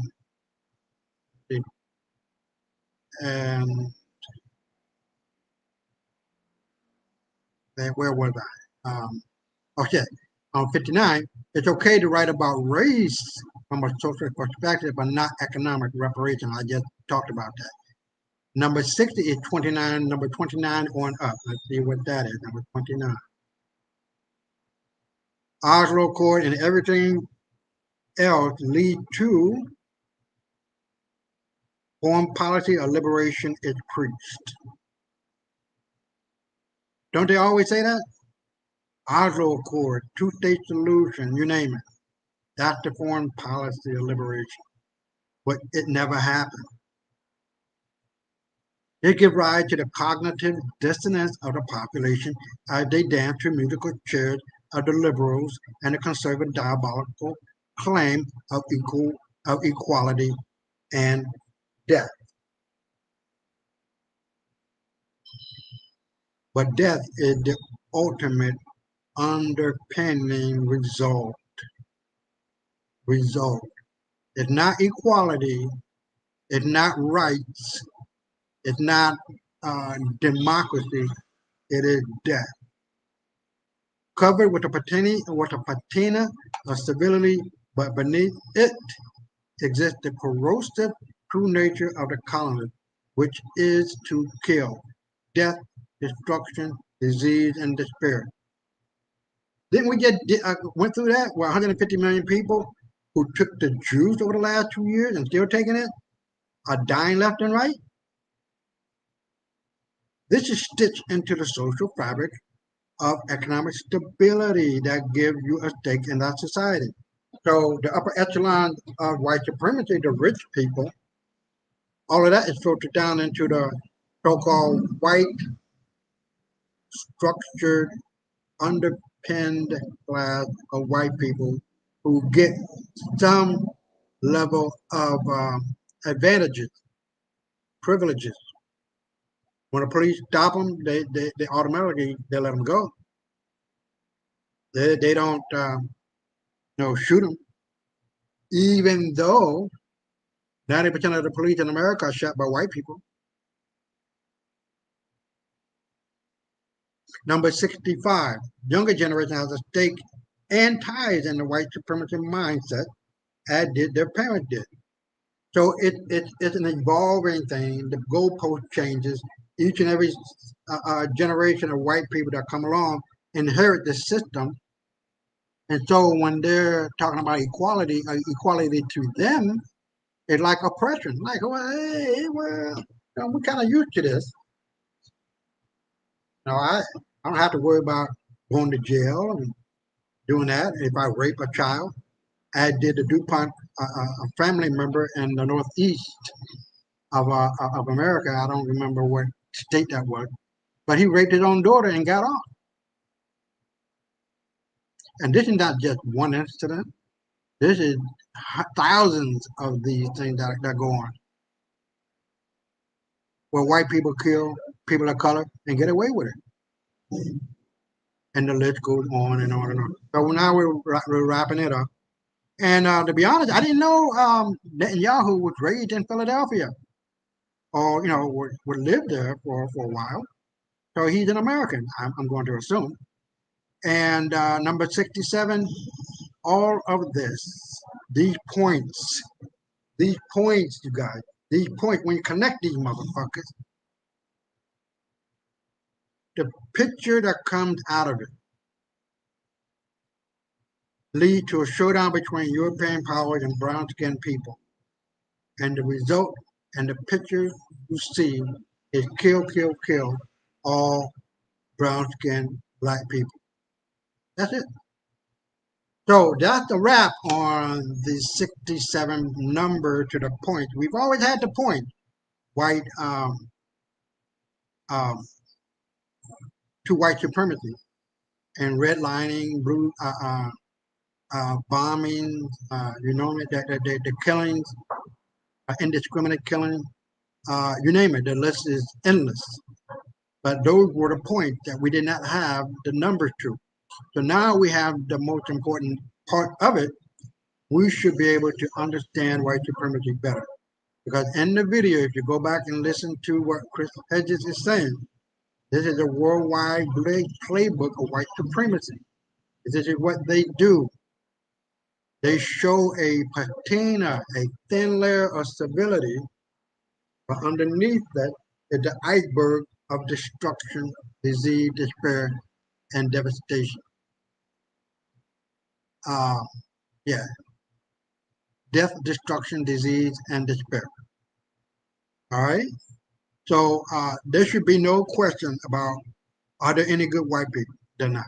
There should be no discussion about are they really for us or not? They're not. There's no discussion about whether or not we should be in alliance with them and let them in. We can't. We can't afford it. The only thing we can do is what I've been saying all along, is using our common sense and good judgment. When you talk about police brutality and shooting, you have to go for their, what the hell they call that? The police in the city need a bond. Win for the bonds for the win. Bondsforthewin.com. They'll help you to do what you need to do in order to make a claim on that police officer's bond, because everybody and anybody that carries a gun has to have a bond, and that bond company, that city must have a bond, and that police department must have a bond. So if you don't know how to do it, check it out. Go to the website bondsforthewin, WIN.com, and they'll show you how to go about doing it. All right. So let me close out this window. Oh, yeah, leave it. And let me go back. We're almost at the 2-hour mark. So I'm gonna go to the next few, because we got what, 1, 2, 3, we got 4 more windows to do. So let me go on ahead and do that. This is a quick one. This is about white privilege and what it means. The term white privilege, and I put this in the YouTube comment section. The term white privilege originated in the United States in the 1980s. referring to both the obvious and the hidden advantages afforded to white people by systemic forms of racial injustice. Unlike terms of racial injustice as racial injustice and systemic racial bias, the idea of privilege centers the discussion around individual. Focusing the discussion on individual is especially effective for the purpose of anti-racist teaching and advocacy. Unpacking how whiteness operates to bestow privilege may allow us to understand how others are systematically denied those same rights. Now, off the top of my head, I remember this white woman. She was a drug addict. She was driving about a mile with her kid on the roof. Drugged out, drug addict, worthless piece of shit. The judge gave her baby back and put her into a rehab.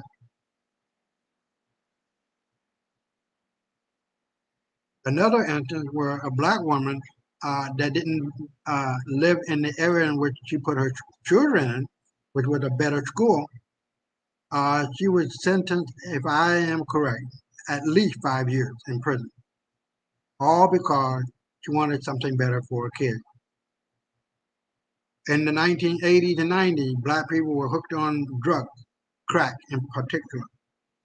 That was initiated by the U.S. government. All you could hear was, lock them up, throw away the keys, white people. They're worthless. Isn't that what one of the things that white supremacy playbook talk about? Dehumanizing a person, denigrating a person, making them feel less than the colonists, the settlers, in this instance, white people in America and around the world. But now that white people are the most drugged out people, even in the 80s and 90s, because that was not televised. It was better, as was one of the points in the white supremacy playbook, to use the media to the best of their ability against the people they want to demoralize. They did that.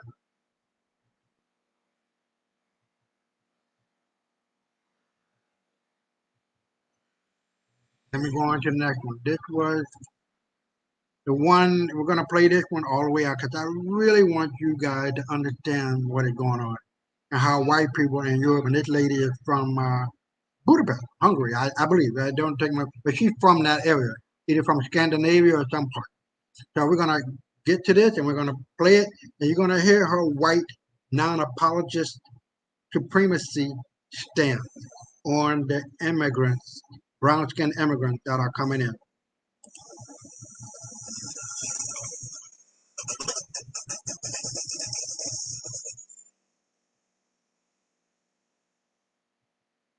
Elderly women in their 70s. Hello, Hungary. Hello, Budapest. Hello, fellow Europeans and American friends. Thank you so much for having me.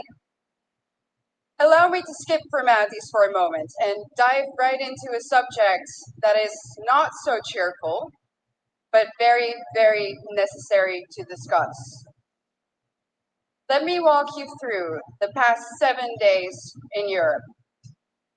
This week in Stockholm, 3 elderly women in their 70s were stabbed in broad daylight on the streets. In London, 4 people were stabbed in a time span of just 42 hours. In Paris, hundreds of African migrants took to the street to riot. And in Brigalow, also in France, yet another church was burned down to the ground. And that, ladies and gentlemen, is just a few incidents in just a couple of days on our beautiful continent. But we all know that these incidents aren't incidents anymore. If there's one thing that's for sure, it's that we know, and our governments also know, that there is a link between mass migration and crime. In the Dutch city of Dordrecht, something interesting happened the other day.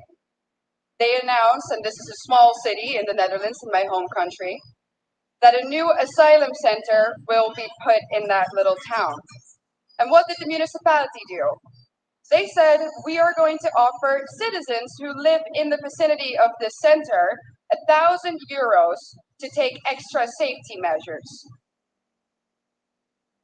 Our new reality in Europe consists of frequent rapes, stabbings, killings, murders, shootings, even beheadings.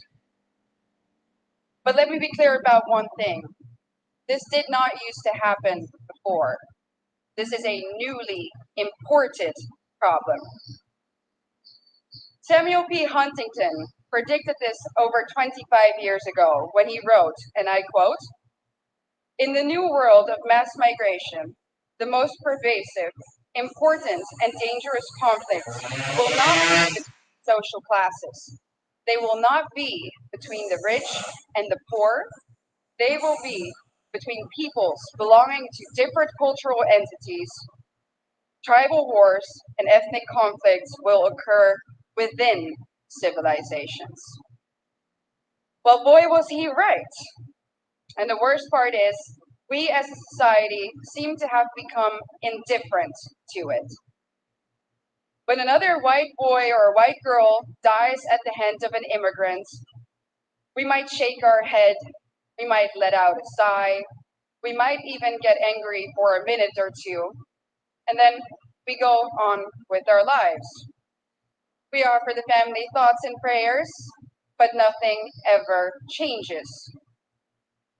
Ladies and gentlemen, what does that say about us? This is the sign, this is the response of a society that has already given up, a society that has already accepted its defeat. But is this true?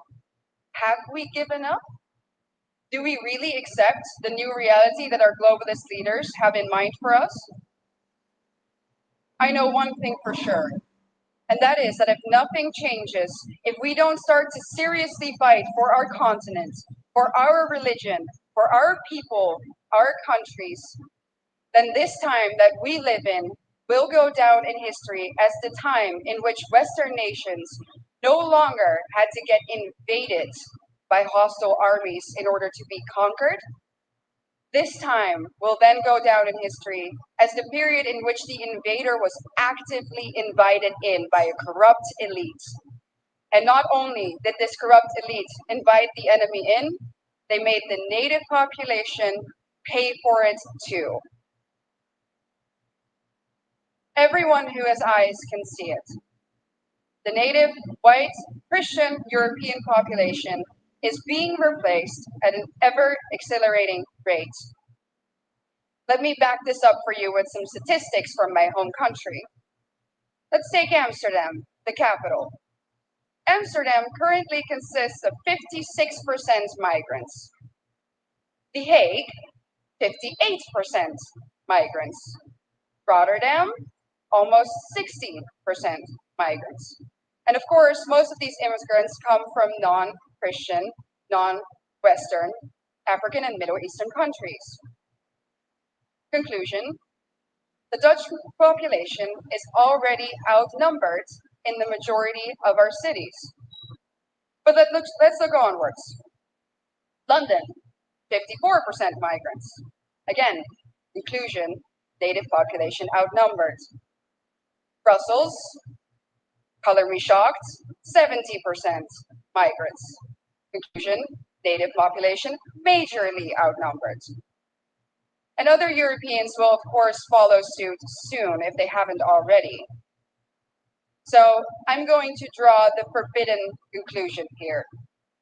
The Great Replacement theory is no longer a theory, it's reality. And what's interesting about replacement is that the establishment will either deny its existence, or when they admit to it, they say that it's a good thing that the native European population is soon no longer a majority on its own continent. Dutch national disgrace and dubbed climate poet Timmerman already stated in 2015 that diversity is humanity's destiny. and that Europe will be diverse. And of course, by now, I think we all know what they mean with the words diversity. It means less white people, less of you. Imagine this in an Asian or an African country. Imagine their leaders rejoicing in the fact that their people will soon no longer be a majority in their own country. Absolutely unthinkable, unimaginable. So what in the world is wrong with our leaders? The underlying sentiment of what they say is always the same. Our establishment claims that white people are evil and that our history is somehow fundamentally different from that of others. Consciously or unconsciously, they have sucked up the lies and the anti-white dogmas of the neo-Marxist critical race theory. That's why the totalitarians in Brussels are trying to force you, the Hungarian people, a sovereign nation, to accept immigrants despite the fact that the population has said no and so has the government. But make no mistake, the majority of the Dutch people haven't asked for this either. Just like Brussels is forcing Hungary to accept these hordes of immigrants, they are doing the same now, even in the smallest of towns in the Netherlands. No part may remain Dutch in the traditional sense of the word. No part of Europe may remain European. And it's not difficult to understand why. If the old Europe still exists in certain places, then people will be able to compare the new Europe to the old, and newsflash, they will prefer the old. That's why the Eurocrats hate Hungary so much. And their message is clear. Our way of life, our Christian religion, our nations, they have to go, without exception. Their vision of the future is the neoliberal, unrecognizable Europe, where every city becomes kind of like Brussels. Ugly, dirty, unsafe, zero social cohesion, where the buildings are constantly under construction and they never ever seem to finish. And even when they do, the end result is uglier somehow than what they started with. And what are we left with? A permanent state of isolation, confusion, and disorientation. Ladies and gentlemen, welcome to the New World Order.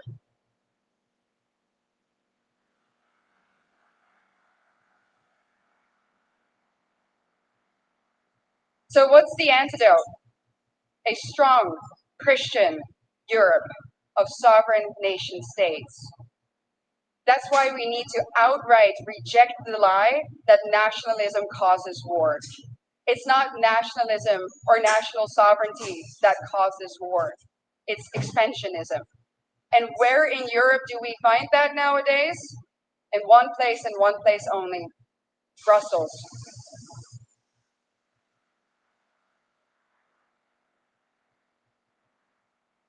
Isn't it funny how the same people who erode our national sovereignty and love to do it, give it all up to the Eurocrats there, that those people are now telling us that we need to spend billions and billions of euros on the national sovereignty of Ukraine?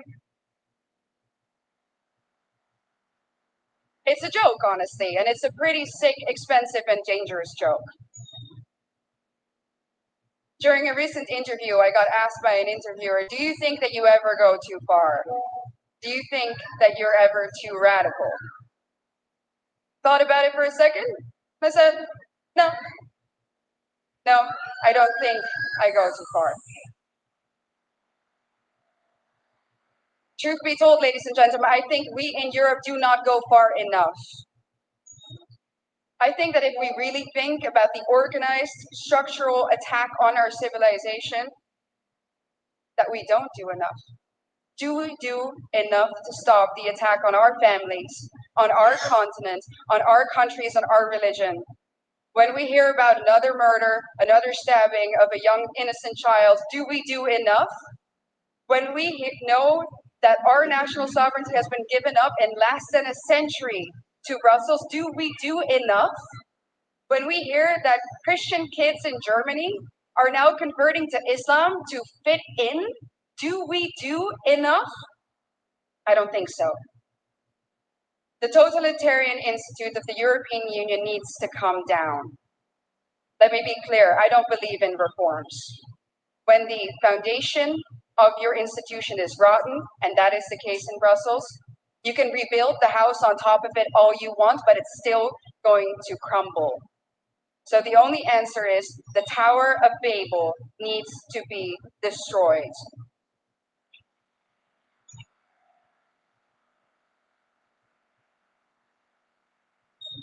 Ladies and gentlemen, we are the daughters and sons of the greatest nations on earth.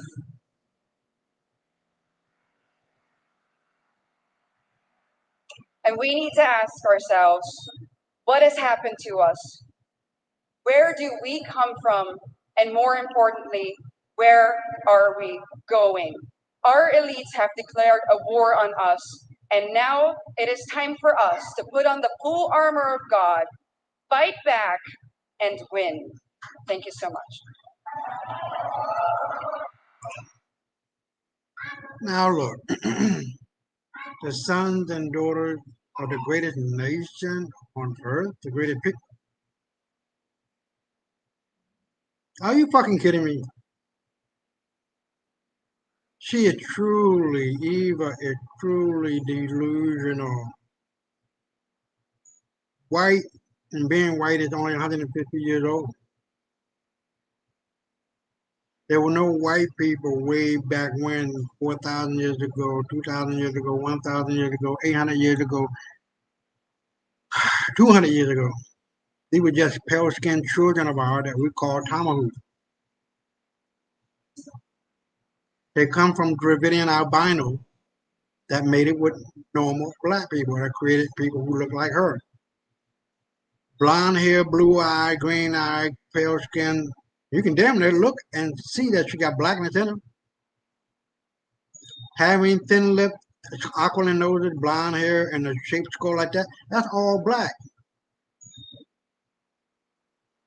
Aquiline noses is not an indication of whiteness. Thin lips is not an indication of whiteness. The skin color is not an indication of whiteness. There's no such thing. All phenotypes come from black people.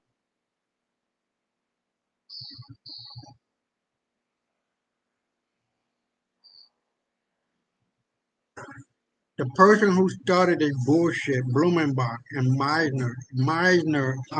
Blumenbach went to Greece and Rome and saw the white alabaster Greek statues of the gods. And since he was a pale skin, he said, well, these are my people. I need to go back to America and explain that we are the progenitors of the Greek and Roman civilization.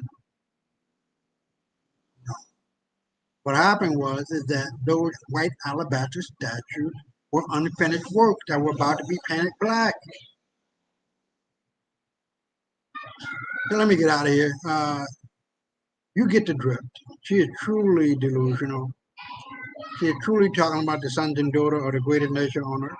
What nation did you create, white people? You didn't create anything. You belong to the black man and woman too. Every place on the planet belongs to black people. Let me get out of here. So we're gonna watch this. And we got one more left, and let's get to it. You guys still here? Yep, you guys still here. So we got 2 more to go. Let's watch this.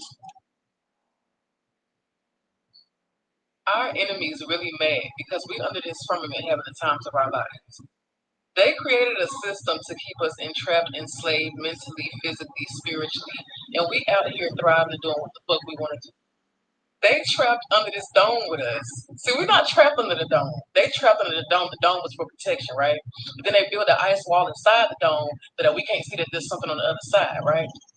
Imagine how frustrating that is. That no matter what the fuck I do to these people, they won't die.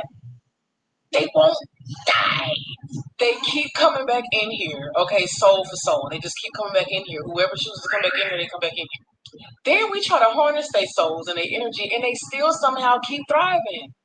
While we have to hide from the sun, they figuring out that every other race after them was used as pawns so that they would know who they are and don't know their own culture.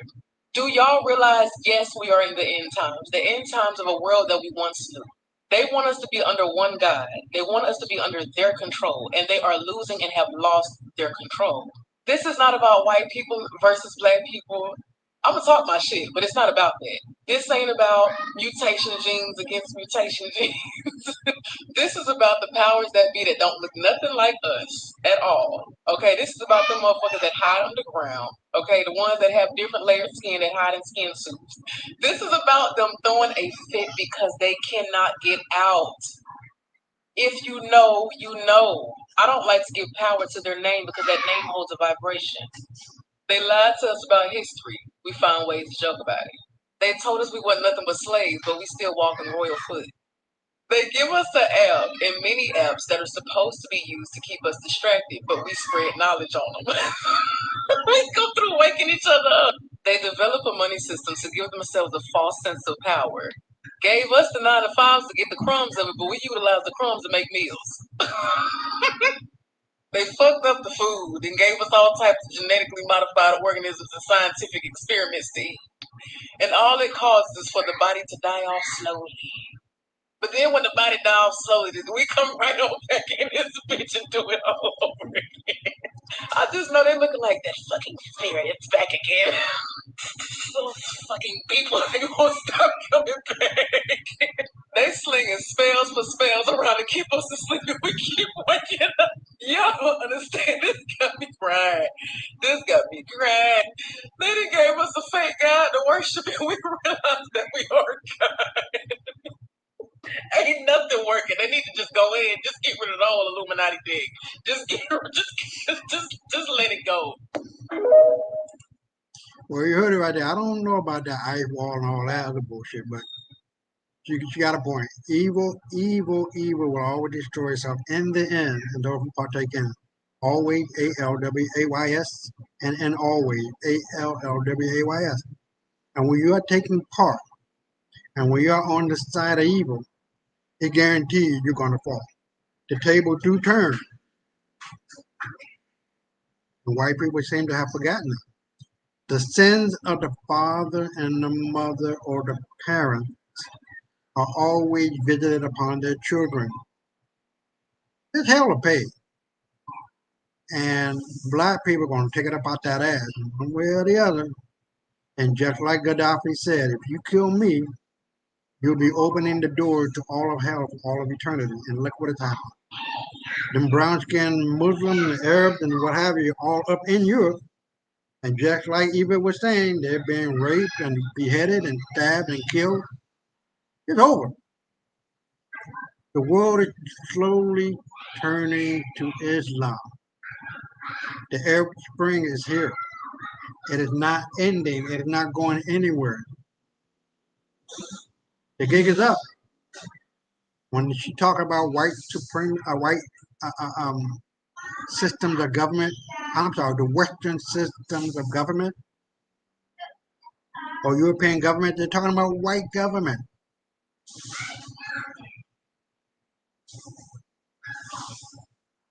But I think you guys get the point of what I'm talking about. And those 67 points, what this all is, this is the rule book that they use. 67 points. Now you can see what it's all about. There's no liberal whites.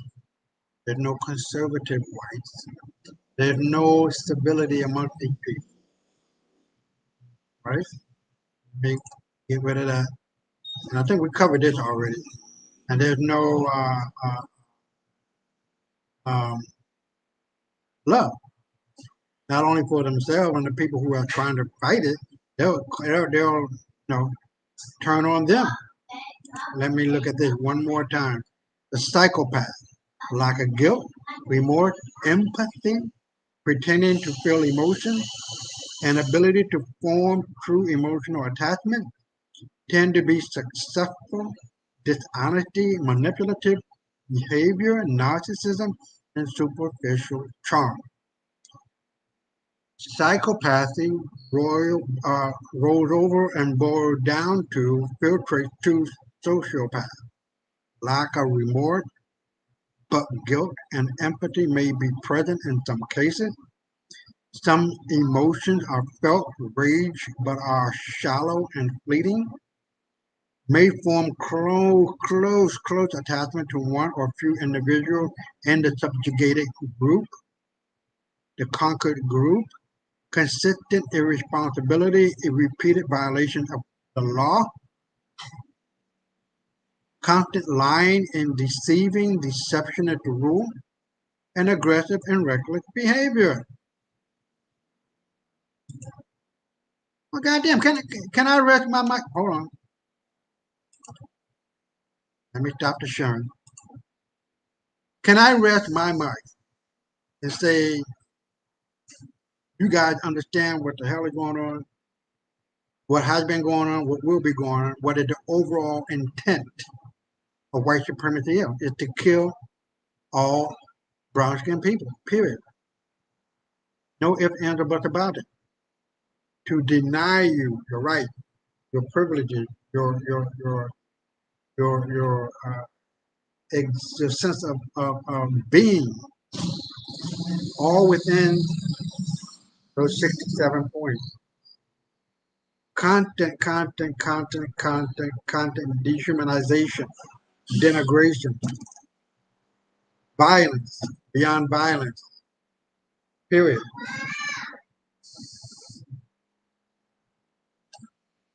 Now let me show you, before we go, this. This was a body. I don't even know if it was a man or a woman or whatever the case may have been. Rolled over by an Israeli tank. Only an animal acting like a human being would do that to another person. Only an animal can do that.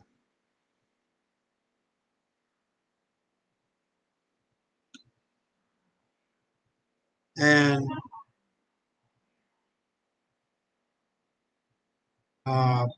be honest, the lie had to come to an end at some point. And white people must face the realities of their forefathers. Because now, what goes around comes around. It's already here. It's just getting worse by the day. The payback is real. White people are scared beyond the widest dream, the wildest emotion, the wildest mind.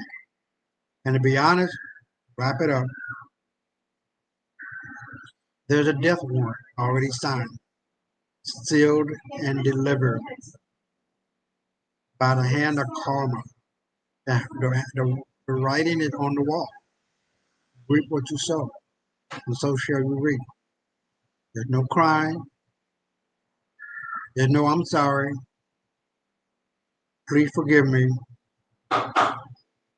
I didn't mean to do it. My parent didn't mean to. My parent didn't mean to do it. My great grandparents didn't mean to do it. Can you please forgive me? Look, I'm here to tell you, I'm black.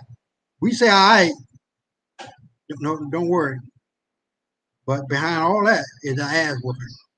Because as soon as that table turns, and it has already turned, it's getting worse. Woe be on to your pale skin behind. That's it. All right, so we're out of here. We had 2 hours and 20-minute mark. I think I have tried to cover as much as I can. And if you go to YouTube, you'll be able to see what's going on. I don't think it covered X and on Rumble because I don't see the check mark by it. So it's on YouTube. So go on ahead and check it out. The deception is very real on YouTube. And let's see what happens. And I hope that you guys really enjoyed this show. And that every show I will try to always speak the truth. Present the truth for what it is. I'm not here to lie to you. I'm here to put it all on the table. And once it's all on the table, it's up to you guys to take off what doesn't make any sense and what is left on the table must be true. All right, so let's wrap it up. I don't see anything else that I want to show, and that'll be it. Yeah, I think that will be it. So let me put this one up.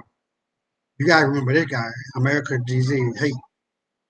It's a multi-billion-dollar industry. They're not going to get rid of that. That's a lot of money to be made. Terrible, but it's a lot of money to be made. And then white privilege. Oh, we already did that one. Yeah, so I think that'll be it.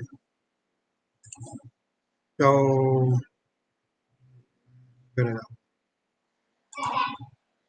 so thank you for being here. Please subscribe to my channel on YouTube, WMB of Lies and Deceit, and on Rumble, WMB Show.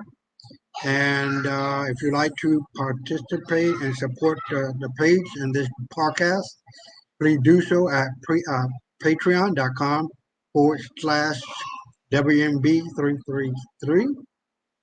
And well, I am truly appreciative of you being here and looking forward to the next one. And peace and stay black while I look for the outro. Peace.